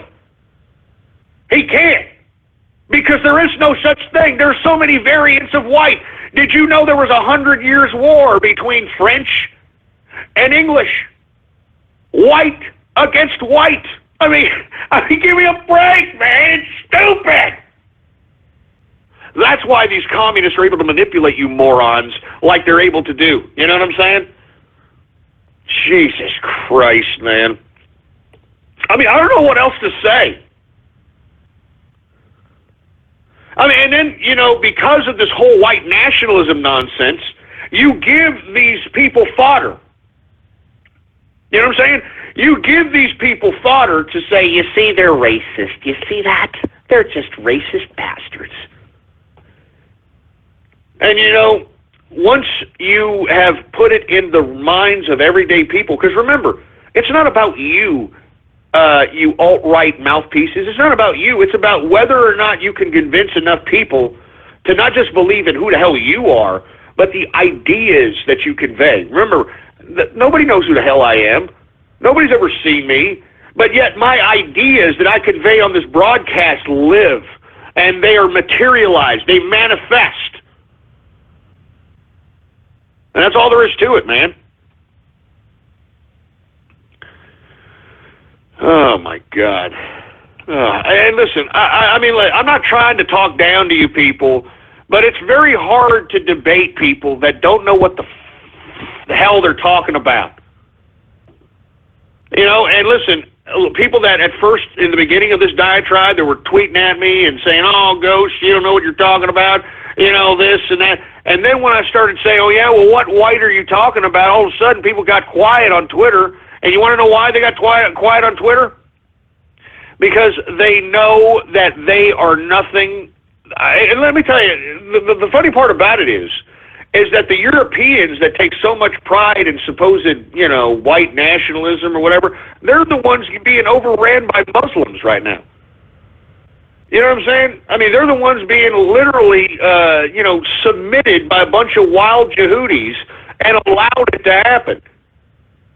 So I'm just saying, man, I'm just, if y'all are that concerned about white nationalism, you know what I'm saying? If y'all are that concerned about white nationalism, Germany could use your help right now. You know that? Germany could use your help right now. Why are you sitting here flapping your fat Cheeto-stained fingers on the keyboard and not helping Germany from the overrun of wild Yehudis that are coming into its freaking border? How about that? How come you're not out there going and trying to help Germany from preventing itself from becoming some kind of a wild Yehudi goddamn state? Why? Because y'all are all talk, baby. You know what I'm saying? Y'all are all talk. And listen, it's easy to talk. It's easy to say a bunch of stuff. Because when you don't know shit, then you can just say shit. Excuse my French. And I'm hearing, look at this, white pride worldwide. What the hell does that mean? I bet you that you saying white pride worldwide, I bet you wouldn't be in the same room as a Polak, huh? I bet you wouldn't be in the same room as a Chechnyan, a white Muslim Chechnyan. How about that? How you like that? That's white person. That's white pride right there. How you like that? Of course, they can't say anything because with all due respect to my brethren in Europe, you should be more concerned about your own chains of bondage that your people have been in for thousands upon thousands of years. With all due respect to my European brethren, okay? You have literally lived through thousands of years of monarchism, believing that some god anointed a family of inbred imbeciles as the anointed leaders of a country, all right? I mean, just take France, for instance, for Christ's sake. I mean, there was 15 Louis, for Christ's sake? I mean, how many years is that? How many years is that? I'm serious. How many years is that? And that's what I'm saying, man. I mean, now all of a sudden, all these people that have been oppressed by, monarchs for thousands upon thousands of years, which are now being overtaken by wild Yehudis, now they're going to sit here and try to say, hey, white pride and this and that. Hey, Germany needs your help. Sweden needs your help. If you're a frog, France needs your help. Go nuts, man. Go nuts. Why don't you help your white brethren? I mean, there are German, Sweden. You can't get any whiter than German and Sweden, man. And they're being overran by wild Yehudis. The wild Yehudis are raping the women out there. How come you're not out there helping these people? How come you're not out there helping these people, white nationalists? How come you're not helping the Germans and the Swedes? If you're so down for your white race, why aren't you going out there and volunteering your life to help these people? Yeah, because it's easy to talk garbage over the internet, huh? Yeah, that's exactly what I thought. Anyway, look, I've had enough of this goddamn show, okay? I mean, but really, what I'm doing here is exposing the hypocrisy of all these different variants within the Trump train, and it's about time that these people just shut their mouths and continue to dance around like a bunch of monkeys and, sell their books and, sell their speaking engagements and whatever the hell else they're selling, and then just shut up about Donald Trump, all right? You people were all up on the Donald Trump stick, and now that he's not, obliging whatever racial, ridiculous idealism that's in your stupid, meaningless head, now all of a sudden Donald Trump is the big bad wolf.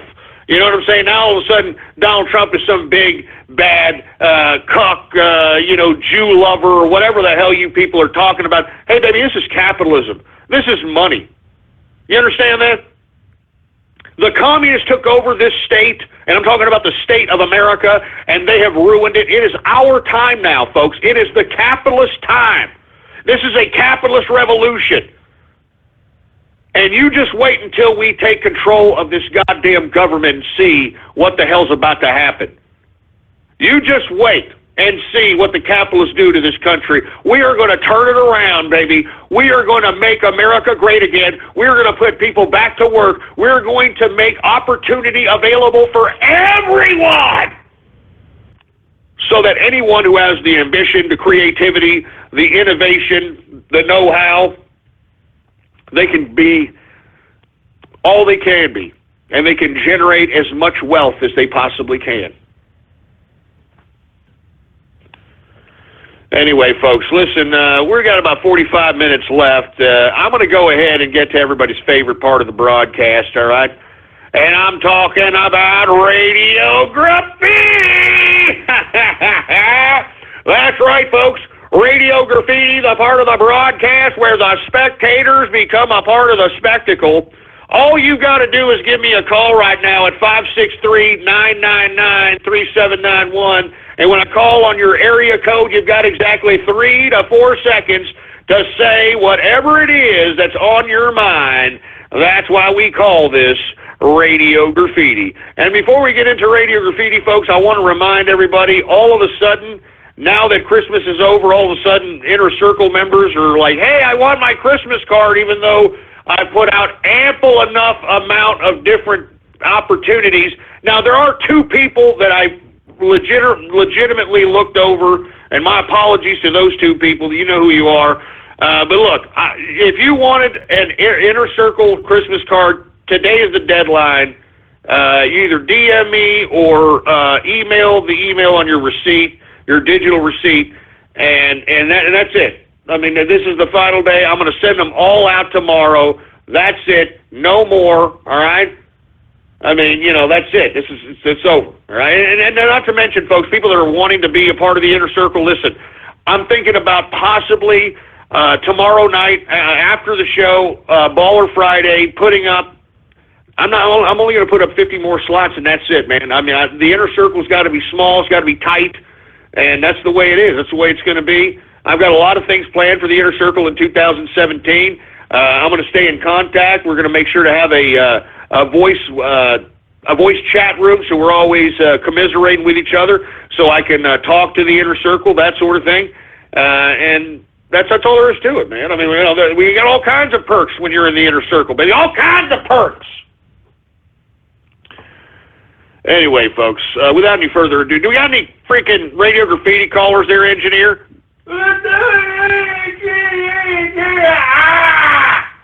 All right, well, let's go ahead and get to everybody's favorite part of the broadcast, Radio Graffiti, and let's get to it right now.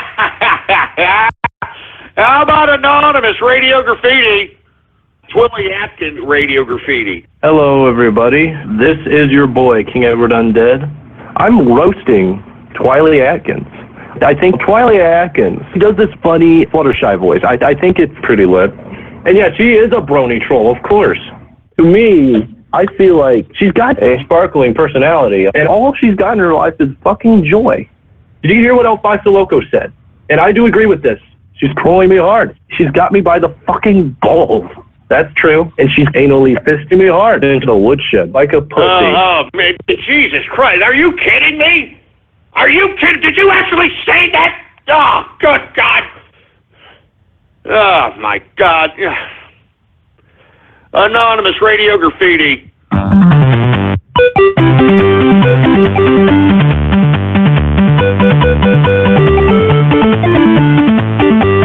All right, great. An 8-bit, all right, 8-bit FU Texas. Real funny. Stupid moron. Anonymous Radio Graffiti. Hey, you get crap there? Crap on, engineer. Thanks, Templeton. I appreciate it, pal. Templeton, you... Man, that's not funny, man. Now you're making fun of the engineer. They're making fun of you, engineer. I told you these online people aren't your friends. I told you, these online people are heartless, man. They're soulless. They're soulless. Good God. 805 Radio Graffiti. Happy Hanukkah from J-Man Capitalist. I wear yarmulkes for filters. I am not entirely certain that the Holocaust actually happened. Goddamn, I'm tempted to light a fire in the synagogue right now. Oy vey! Hey, I'm about to freaking you! Oy vey! How about a hand sandwich? Hey, for you! I won't jihad. My Jewish brethren. Shove up your ass. I wear yarmulkes for filters. I am not entirely certain that the Holocaust actually happened. Goddamn, I'm tempted to light a fire in the synagogue. Get this remix out of here, for Christ's sake! Damn it! Never said that sort of... God damn it, you son of a bitch! You see, I know where we're going today with this goddamn Bathhouse Thursday. I know where we're going today!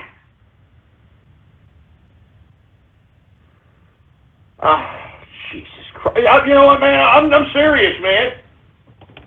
Stop it. Just stop it. Let's just have a nice, peaceful Radio Graffiti, all right? I mean, give me the mic.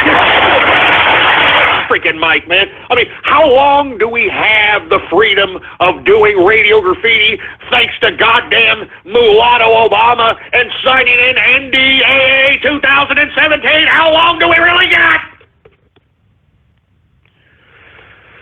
Jesus Christ. 443 Radio Graffiti. True Butter Radio. Hold on, folks. The badass of eating too much butter. Give him butter or give him death. Take some butter off, Twitter. Live from his butter office in San Antonio, Texas. I just gotta drink a little bit more butter. And now he'll take it from here, the man who eats too much butter. Hey, shut up, all right? Now, listen, I don't eat too much butter, all right? I honestly believe a stick of butter a day keeps the doctor away, all right? And not to mention, folks, I'd like to remind everybody that 98% of our brain is cholesterol, and whenever you get these, you know what, forget about it. It's not even worth talking sometimes, because I know it's just going to go in one ear and out the other with you people. All right, but Jesus Christ. Anonymous Radio Graffiti. Red and Snake thought his story was funny, clever, and witty. But in actuality, it was just very shitty. Leave the fanfics to me, kid, the filthy Slav said. I have been doing these gigs since you were pissing your bed. Watch and learn, you ass-kissing beta fag. As I write a story where Ghost uses the New Year's baby as his personal cum rag. Ghost bounced Chuck E. Cheese tokens into the baby's foreskin, and upon its asshole he placed a dreidel to spin. This was legal in Texas, the land of guns and lard, because everyone who lives there is a fucking retard. He ping-ponged his testicles. Shut this stupid dumb foreigner. Shut up, you stupid immigrant! God damn it! Shut up your ass, you damn broken English immigrant bastard! Learn how to spoken before you call me, boy! Learn your ass how to spoken articulately before you call me and try to troll me there, boy! Son of a bitch, give me the mic. Mike, you're the freaking goddamn mic. I know what you idiots are trying to do. I know what you're trying to do. You're trying to turn this into a Bathhouse Thursday and shove it up your ass. Jesus Christ, man. And since whatever the hell, I don't know what the hell is it, a fanfic or whatever the hell you people were doing there, whatever it was, for Christ's sake, I mean, oh my God, they're referencing Raiden Snake. So let's go ahead and bring Raiden Snake. We haven't heard from him since the infamous Christmas Eve episode in which he, I don't know, read some kind of a poem in which, Santa Claus got anal raped, or I don't know what it is. But let's bring him on. We haven't heard from him. What's going on to Raiden Snake? How you doing, man? Well, I want to formally apologise about Christmas Eve, to be honest. It was not intentional, I swear to you that now. All it was just a Christmas card I read out, and I've obviously tweeted it, it's like on Christmas Day to prove that's the point, and I do formally apologise if I upset you and offend you. I did state that it could be offensive, and I do formally apologise, Ghost, I swear to you now. It was listen, maybe, I overreacted a little bit on Christmas Eve. It was, look, I expected a little bit of vulgarity. I did not expect what I heard from you on that particular day. Just out of left field. I mean, literally out of left field there, Raiden Snake. I mean, it was shocking. It was shocking, to say the least. Well, what else can I say? Like I said, the whole context of the entire Christmas card is all there. I put it on Twitter. I put the whole thing there to prove it was just what I was reading from, nothing else. I understand, Raiden, and listen, I mean, I was just trying to have a Christmas. I was in the Christmas spirit going on, and then to hear, Santa Claus, being anal raped, blowing a fart or something. I don't know what the hell it was, but it was just shocking to say the least. And I appreciate you calling up and giving a little bit of an apology there, even though I don't know if you should apologize. I wasn't prepared for it. No, well, I do formally apologise, and I mean it, Ghost. I swear to you now. Like I said, it was not intentional. I can assure you of that. Don't worry about it. I believe you, man. Hey, thank you very much there, Raiden Snake. I mean, I don't want to keep you on the spot here. I accept your apology. Everything's all good. And for you folks that didn't hear the poem on Christmas Eve that Raiden Snake, I don't know where it came from, but go back in the archive, blogtalkradio.com/ghost. Listen to it for yourself. I don't know what to say about it. Something about Santa Claus being anal raped, and then he blew a fart, and he blew the whole chimney apart, or some crap like that. I don't know. Good God. Anyway, at least thank you very much for the apology, Raiden Snake. I appreciate it. How about 813 Radio Graffiti? The San Antonio Police Department has traced the whereabouts of a very disturbed individual who has kept a mentally disabled male in his basement and forced him to assist with his internet radio show. SWAT teams are moving forward as the suspect is armed and considered extremely dangerous. Yo, what the hell was that? You idiot swatting me? Oh, shit. Oh, Christ! Oh, Christ, no! Right here! Get away! Get away, I'm armed!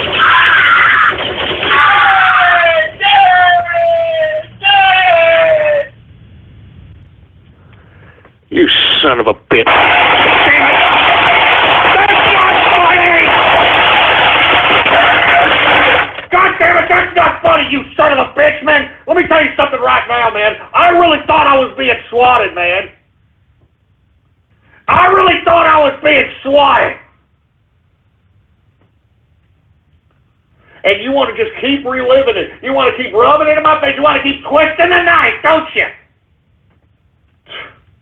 I don't even know why I'm broadcasting. Give me the mic. Give me that damn mic. Jesus Christ. I don't even know why I'm goddamn broadcasting, for Christ's sake. You people are screwed up.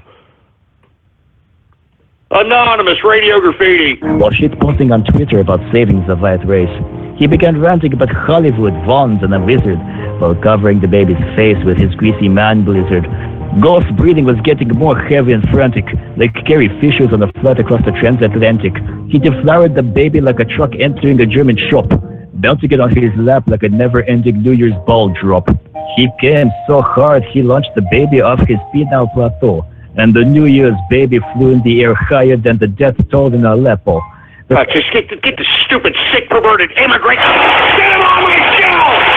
Get him off my goddamn show! Damn it! Get that stupid, dumb immigrant off my show! I'm telling you, you people are pissing me off today. I'm telling you right now, you're pissing me off!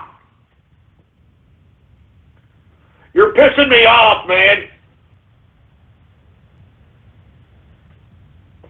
Jesus Christ, give me the mic. Goddamn mic. Give me the mic, man. You people are pissing me off in this freaking Bathhouse Thursday edition that you people are turning this stupid goddamn third hour into, boy. Jesus Christ, man. 973 Radio Graffiti. I thought I'd go down to a little whorehouse on the other side of town. The beer's below in the fashion line. I need to freak the thing down. Yeah, well, get a better Obama phone there, you milky liquor. Jesus Christ, we can barely understand you. How about 213 Radio Graffiti?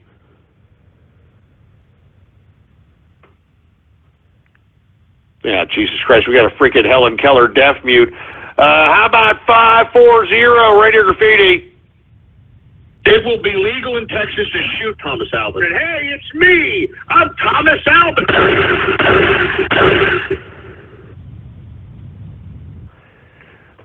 You son of a...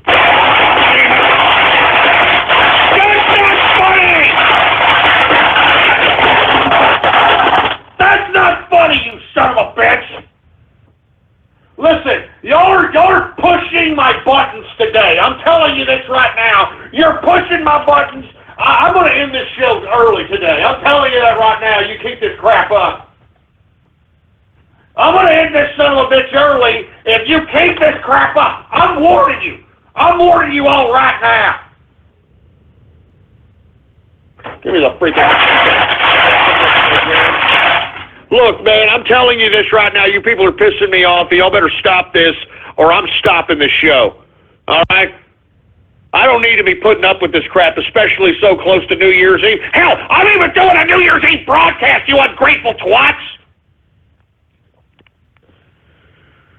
Jesus Christ. Who the hell else do we have here, for Christ's sake? How about 474 Radio Graffiti? New Year's Eve broadcast, you ungrateful twats! Jesus Christ. What the hell is that about, for Christ's sake? I don't even know what the hell you're doing. Just shove your goddamn reverb up your ass. How about 704 Radio Graffiti? Hey, Gus, how you doing? How's it going? I'm doing pretty well. I was wondering if you had time to take a serious question. I know it's Radio Graffiti, but thought I'd ask. Go ahead. So I want to talk about Israel a little bit. I was hoping you could provide a little bit of insight into its relation into politics nowadays, and also the inception of its country and itself. You know, the two-state system. I was hoping you could provide a little insight into that. Well, you can pretty much thank the English for that problem. All right. I mean, you know, if you want to go back into the history of the state of Israel, that was English's deal. All right. So, you know, they were the ones that occupied that area, and, you know, so on and so forth. Now, how that relates to politics now, it's a very inconvenient international relation policy, to be honest with you. I'm pretty much sick of talking about the freaking Palestinian-Israel situation, to be completely honest. All right? Now, do I have a dog in that fight? No, I don't. So... I mean, I don't know what the hell you want me to say about it. All right, but what the administration is doing at this point in time, I think is completely ridiculous and is giving fodder to Middle Eastern Yehudi countries into potentially, you know, destabilizing an already disabled Middle East. But, you know, hey, what do I know? How about 713 Radio Graffiti? Hey, what's up, Ghost? Are you all right? Doing good? Yeah, I'm all right. What's going on, man? Well, I just wanted to talk about what happened on episode 420, you know, talking about ending 2016 with a bong, no pun intended. But I was just concerned about what happened, you know, want to make sure you're all right, you know, smoking that puffy wuffy, man. You could start tripping balls and shit, and I mean that literally, you know. Hey, no, I appreciate your concern.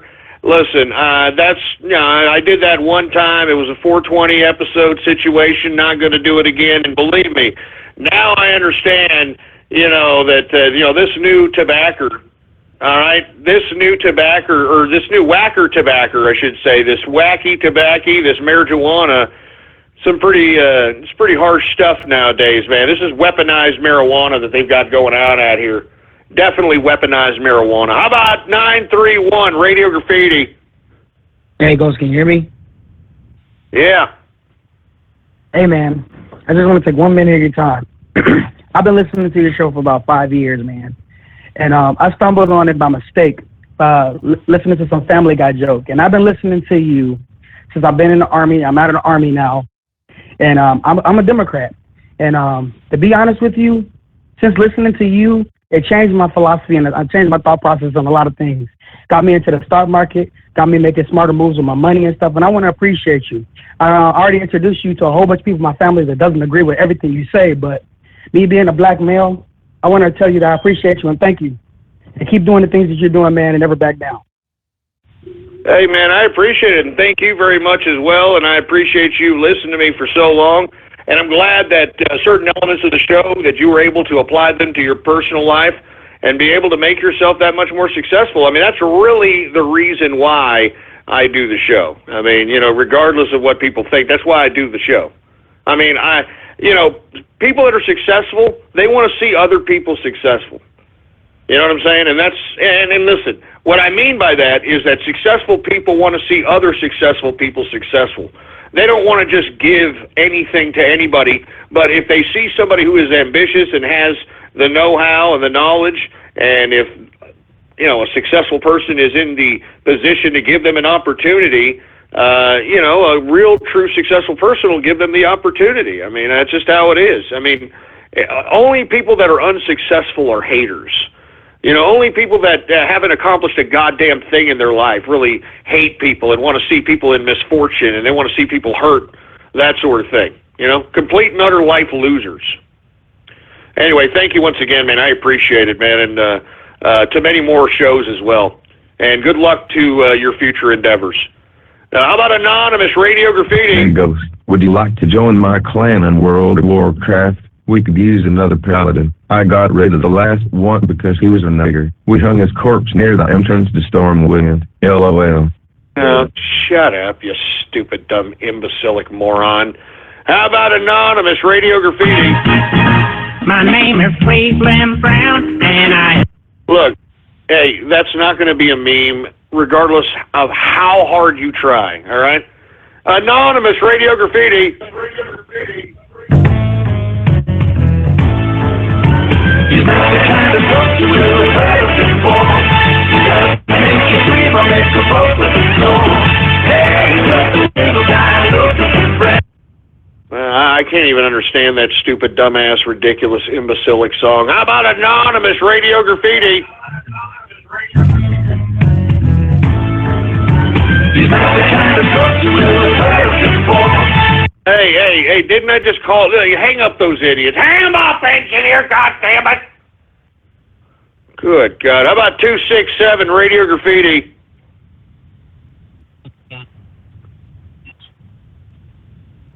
Yeah, another Helen Keller deaf mute, for Christ's sake. What a bunch of fruit bowls. How about Anonymous Radio Graffiti? United forever in friendship and labor, our mighty republics will ever... Get that freaking Soviet Union anthem off my show! Get that commie crap off my show! I spit on commie crap! Puh! Freaking commies. Anonymous Radio Graffiti.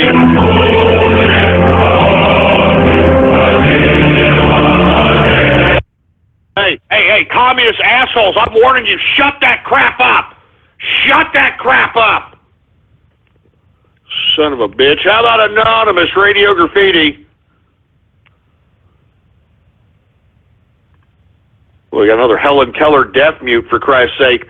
I mean, why are you even on the line, you dumbass? Anonymous Radio Graffiti.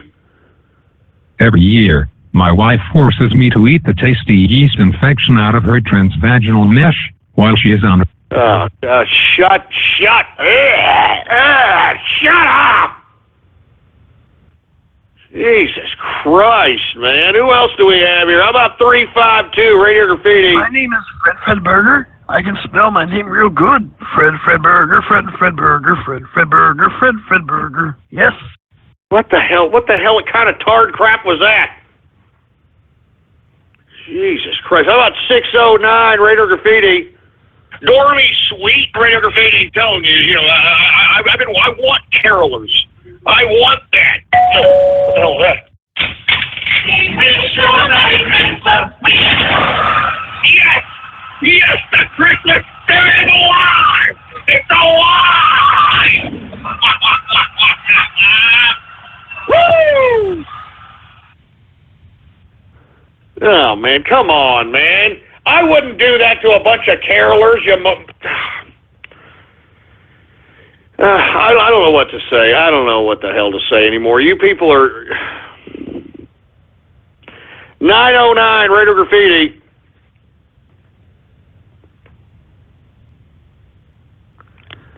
Jesus Christ, with your stupid, dumb Helen Keller deaf mutes, for Christ's sake. Anonymous Radio Graffiti.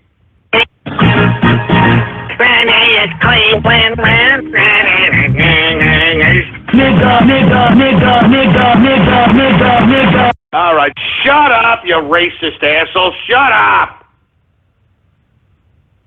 Jesus Christ. Anonymous Radio Graffiti.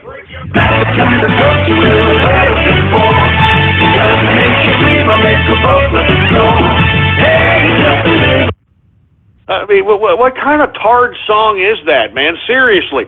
What kind of a tard song is that? How about 210 Radio Graffiti? Hello, Thomas Albin. What are you going to do with the Templeton today? Stupid idiot. My name's not Thomas Albin, you jag-off.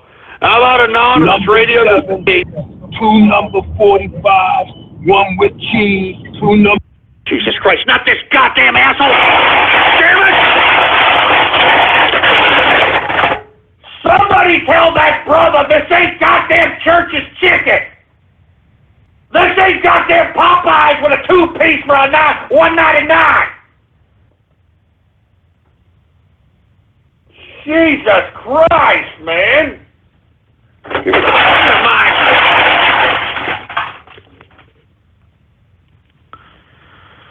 Oh my God, man. I mean, enough of that asshole. Seriously, that guy's getting on my freaking nerves. Anonymous Radio Graffiti.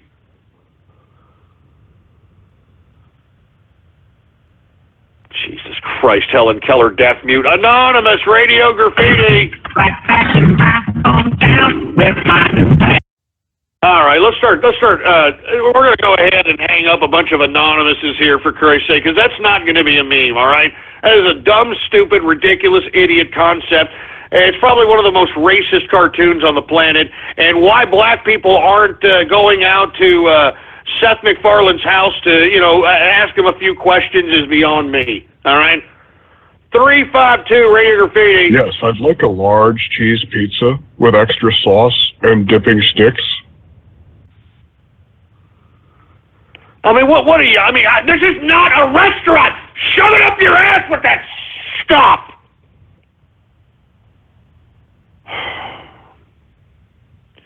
I'm telling you, man, you guys are pissing me off. Good God, man. Who else do we have here? How about another anonymous Radio Graffiti?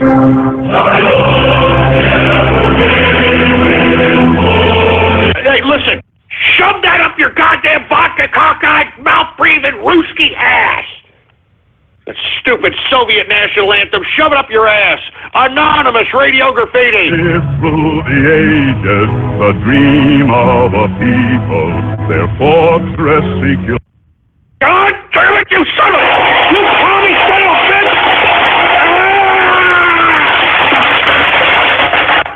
I'm telling you, if you don't stop this crap, I'm gonna end this goddamn show early, you dumb sons of bitches!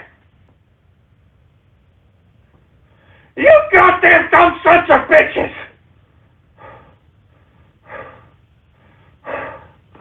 Oh, Jesus Christ. Oh, my God. Give me the mic. Give me the mic. Jesus Christ, man. Oh, my God. Let me freaking... Give me my beer, for Christ's sake.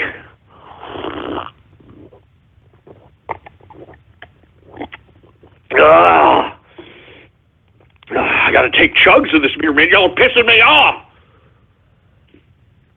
As a matter of fact, I need some more freaking beer.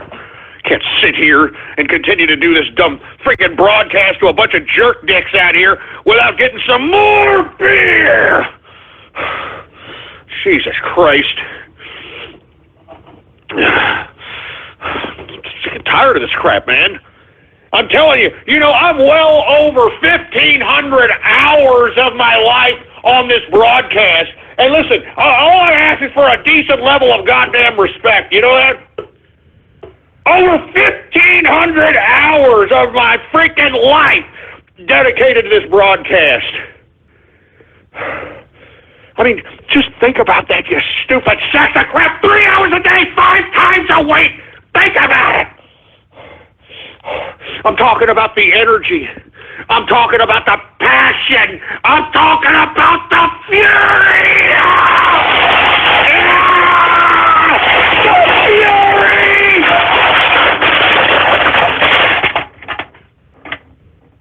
The fury.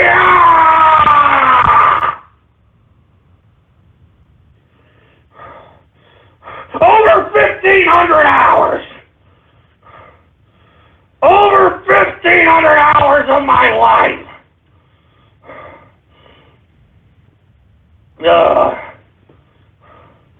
God damn you, man. God damn it. Give me the mic. Give me the mic. Give me the goddamn mic. You're pissing me off, man. And you all want me to do a damn broadcast on New Year's Eve? Huh? Huh? Son of a bitch, man. You goddamn son of a bitch. Good God, man. I don't know what to... 805 Radio Graffiti. Living is easy with eyes closed, misunderstanding all you see. It's getting hard to be someone, but it always has. It doesn't matter much to me. Let me take you down. Yeah, my God, going to strawberry fields. Nothing is real. Yeah, we get it, all right? Anonymous, Radio Graffiti. Hello? Yeah, what's going on? Can you hear me? Yeah, I can hear you. Hey, what's good, man? How's it going? Papa Nug's checking in. What's good? You okay? How you doing? Moving niggers more, moving niggers more. If they don't like our southern ways, then moving niggers more. But what the hell is that crap, man? I thought we were gonna have a conversation or something. Sick racist bastard. 832 Radio Graffiti. I'll have a number 9, a number 7 with extra semen. I want the number 4 with some caramel ghost. I want some toe jam. I want to lick ghost asshole dry. I think I also... Oh, Jesus, with this stupid frog. God damn it, Kermit, you sick pervert bastard! I got a freaking perverted frog calling me every goddamn day, for Christ's sake, man. I got a perverted frog. A perverted goddamn frog, for Christ's sake, man. Jesus Christ, man. Give me the mic. Give me the... You got a perverted frog calling me every goddamn day. Jesus, you see what I have to put up with, man? Huh? You see? 817 Radio Graffiti. Hi, Thomas's Deli. I'd like to order a large sandwich, extra cheese. Maybe Shut up, And listen, I am not Thomas Alban, you moron. All right? I just said that because all you idiots think I am. Stupid morons. Who else do we have here, for heaven's sake? How about 405, Radio Graffiti? I do not associate with niggers. Oh, Jesus. I mean, you racist bastards, man. I'm telling you. Radio Graffiti.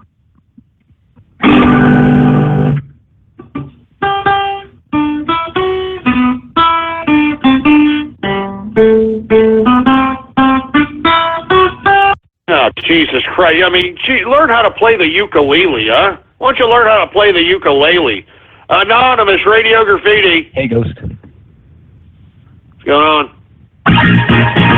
My name is Cleveland Brown, and I am proud to be. Jesus, just shut up with that stupid song. It's not going to become a meme. The show sucks. 352, Radio Graffiti. A double cheeseburger, onion rings, and a large orange drink, please. Listen, asshole, stop calling me ordering up a freaking fast food order, all right? You're starting to piss me off. Stop it. This is not goddamn chicken or freaking a burger joint or whatever the hell it is, Burger Boy, whatever the hell you think it is. How about 413, Radio Graffiti?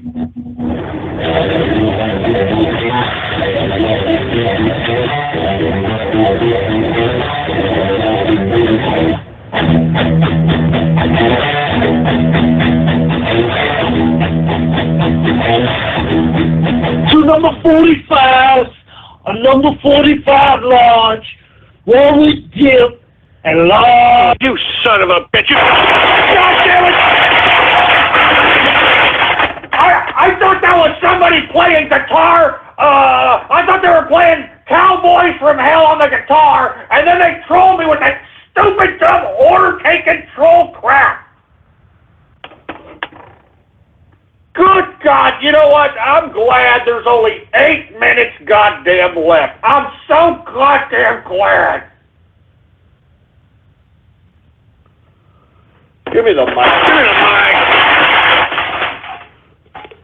I mean, here I was thinking this goddamn guitarist was going to play Cowboys from Hell, which is a pretty goddamn good version of it, and then this guy starts...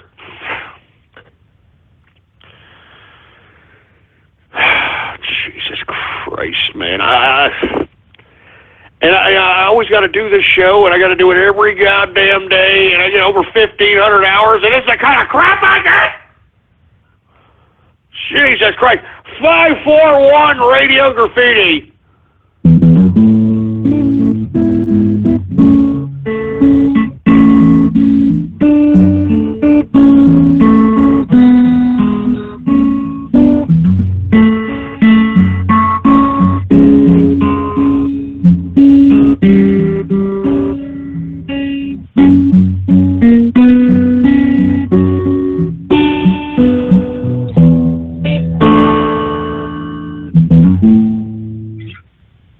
Hey, that's pretty damn good. I'm telling you, we got some pretty good guitarists up in here, man. I'm telling you. All right, pretty good musicians out here. I'm trying to get the band back together myself. Michael J. Fox and the Shakes. That was my old band. I'm trying to get it back together, and we're going to see what's going on. We'll be doing some jamming, you know. We'll be shaking a leg, that's for sure. You know what I'm saying? Anyway, we got Karaskin, Radio Graffiti. Hey, put me on the horn. I want to speak to the caller 614. I believe he's got a totally legit question to ask me. All right, I don't like where this is headed, but I'll play along, Karaskin. All right, I'll play along just this one time. 614, you got something to say? What's going on? Karaskin, I gotta say, this strip poker thing is totally legit. Looks like that full house beats my 3 kings. And looks like I lose again, although with this game, you never really lose. Oh, Ghost, you want to join us? Losers loses all the clothes. Oh, my God. What the hell am I just... What am I listening to?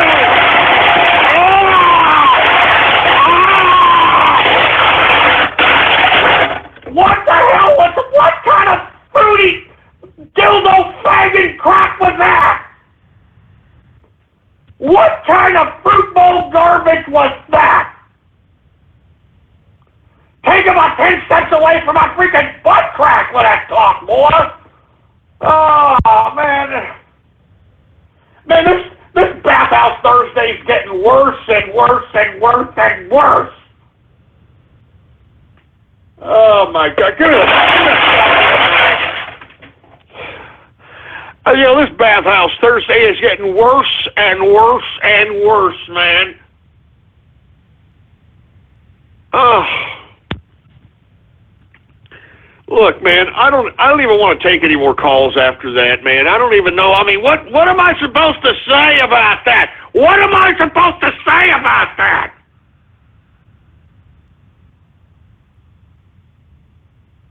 I mean, what are we going to expect from Karaskin now? Are we going to expect a Karaskin? Oh my! Are we going to expect that from Karaskin now? Oh my God! I don't know what to say. Y'all hear the ghetto bird? Y'all hear that? Y'all hear that chopper over the house? Listen to that crap. Listen.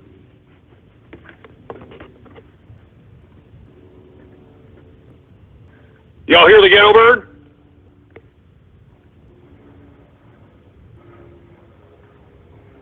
Y'all hear that? I'm telling you, man. I have freaking choppers. You know, they hover over the goddamn house over here. When I'm out back trying to smoke a cigar, I'm seeing drones, for Christ's sake. I'm not joking, man. I mean, do you think that these assholes like Cernovich and Baked Alaska and Milo and all that crap, you think they're being surveyed like yours truly over here? Well, I'll tell you why they're not. Because I am the underground. I am the underground, for Christ's sake. And everybody knows it, too. Everybody knows it, for Christ's sake, man. Anyway, folks, look, I'm gonna be back tomorrow, all right, for a Baller Friday, all right? 4 p.m. Central Standard Time tomorrow. And once again, folks, we are having the Ghosties on New Year's Eve. And I will announce the official time of the New Year's Eve show tomorrow. And for you folks that are actually waiting for the 50 Inner Circle slots that will be available, I'm going to put them to tomorrow after the show, and they'll be available probably up until maybe January 2nd or something, and then that's it, man. I mean, you know, the Inner Circle, we're tight, we're a few, and we're capitalizing, baby. You understand what I'm saying? All right? We're capitalizing like a mofo. Anyway, I want to thank everybody for tuning in with me on this broadcast. Once again, it's been a great, great year. Aside from the troll terrorists and the cyber vermin, you know, trying to besmirch my show, besmirch me, make fun of me, want me dead, talk about my granny, all that stuff. I think it was a successful year. The Trump train was victorious. And that's why earlier in the broadcast, folks, I was so pissed off about Cernovich. I was so pissed off about Milo and Richard Spencer and, you know, Baked Alaska and all these idiots, because these people are nothing but self-serving imbeciles that literally utilize the Trump campaign for their own personal and financial gain. And those of us on the capitalist army side, we did so much work. We did so many integral things that enabled history to be made. And that history was Donald Trump being elected president of the United States. And I was dead serious when I came back in March, and I'm still serious. And I warned each and every one of you that Donald Trump's presidency, his candidacy, was a representation of the capitalist movement flourishing into a full-fledged revolution. And that's what we're witnessing right before our very eyes, folks. The capitalists, we have taken control of state power. And once Donald Trump is sworn in as president, you are going to see a government like no one has ever seen before in their life. We have literally nominated the best of capitalists, those that were at the top that understand that the fleecing of America to enable a global bureaucracy like the UN, like the EU, is not something in America's best interest. All right? So as far as I'm concerned, I am looking forward to next year, and I can't wait for Baller Friday, and I cannot wait for this New Year's Eve broadcast, baby. And I hope that you partake in it, because the Ghosties, that's right, the Ghosties is this New Year's Eve. Are you going to win one? Are you going to nominate somebody for one? Are you going to be there? I hope you do, folks. Anyway, follow me on Twitter, folks. Politics Ghost is the name to follow, and I will be here tomorrow for Baller. And that is it for the broadcast, guys. Just want to say thank you guys once again for coming out. Make sure to follow me on Twitter at The Burning Network or Politics Ghost. And do also make sure to subscribe to this channel if you're new to it, as I do see, excuse me, as I do the TCR broadcast every day, Monday to Friday, 4 p.m. Central, 5 p.m. Eastern, 2 p.m. Pacific. But if you follow this channel, then you will know when the next event of TCR broadcast to happen. So make sure to actually do that. But that's pretty much it for me. I'm going to have to jump out to do another live stream you want for that. I will post a link, or the links are already in the descriptions, which is being later. If you guys want to actually see what's coming on Thursday before the New Year. So yes, tomorrow is going to be Friday, but then we have the New Year's. I will definitely be here for 2. So I'll see you guys tomorrow for Baller Friday or on the next TCR broadcast. All right, guys, I'm out of here. By the way, play of the game is definitely this, that cut off of the Cleveland show with the N-word. That's actually caught me off so good. Oh man, that actually caught me off so good. That actually left me so hard for like 10 minutes, and I'm not joking. Like, that still gets me. That still gets me. I mean, I'm gonna have to end the show because I'm gonna laugh again. Anyways, I'll see you guys tomorrow. Oh my god, it's still good. Playing the game. I'll get it at the time slot. You guys want to talk about it. Oh my god. Oh, that's good. That's a good one. Anyways, later.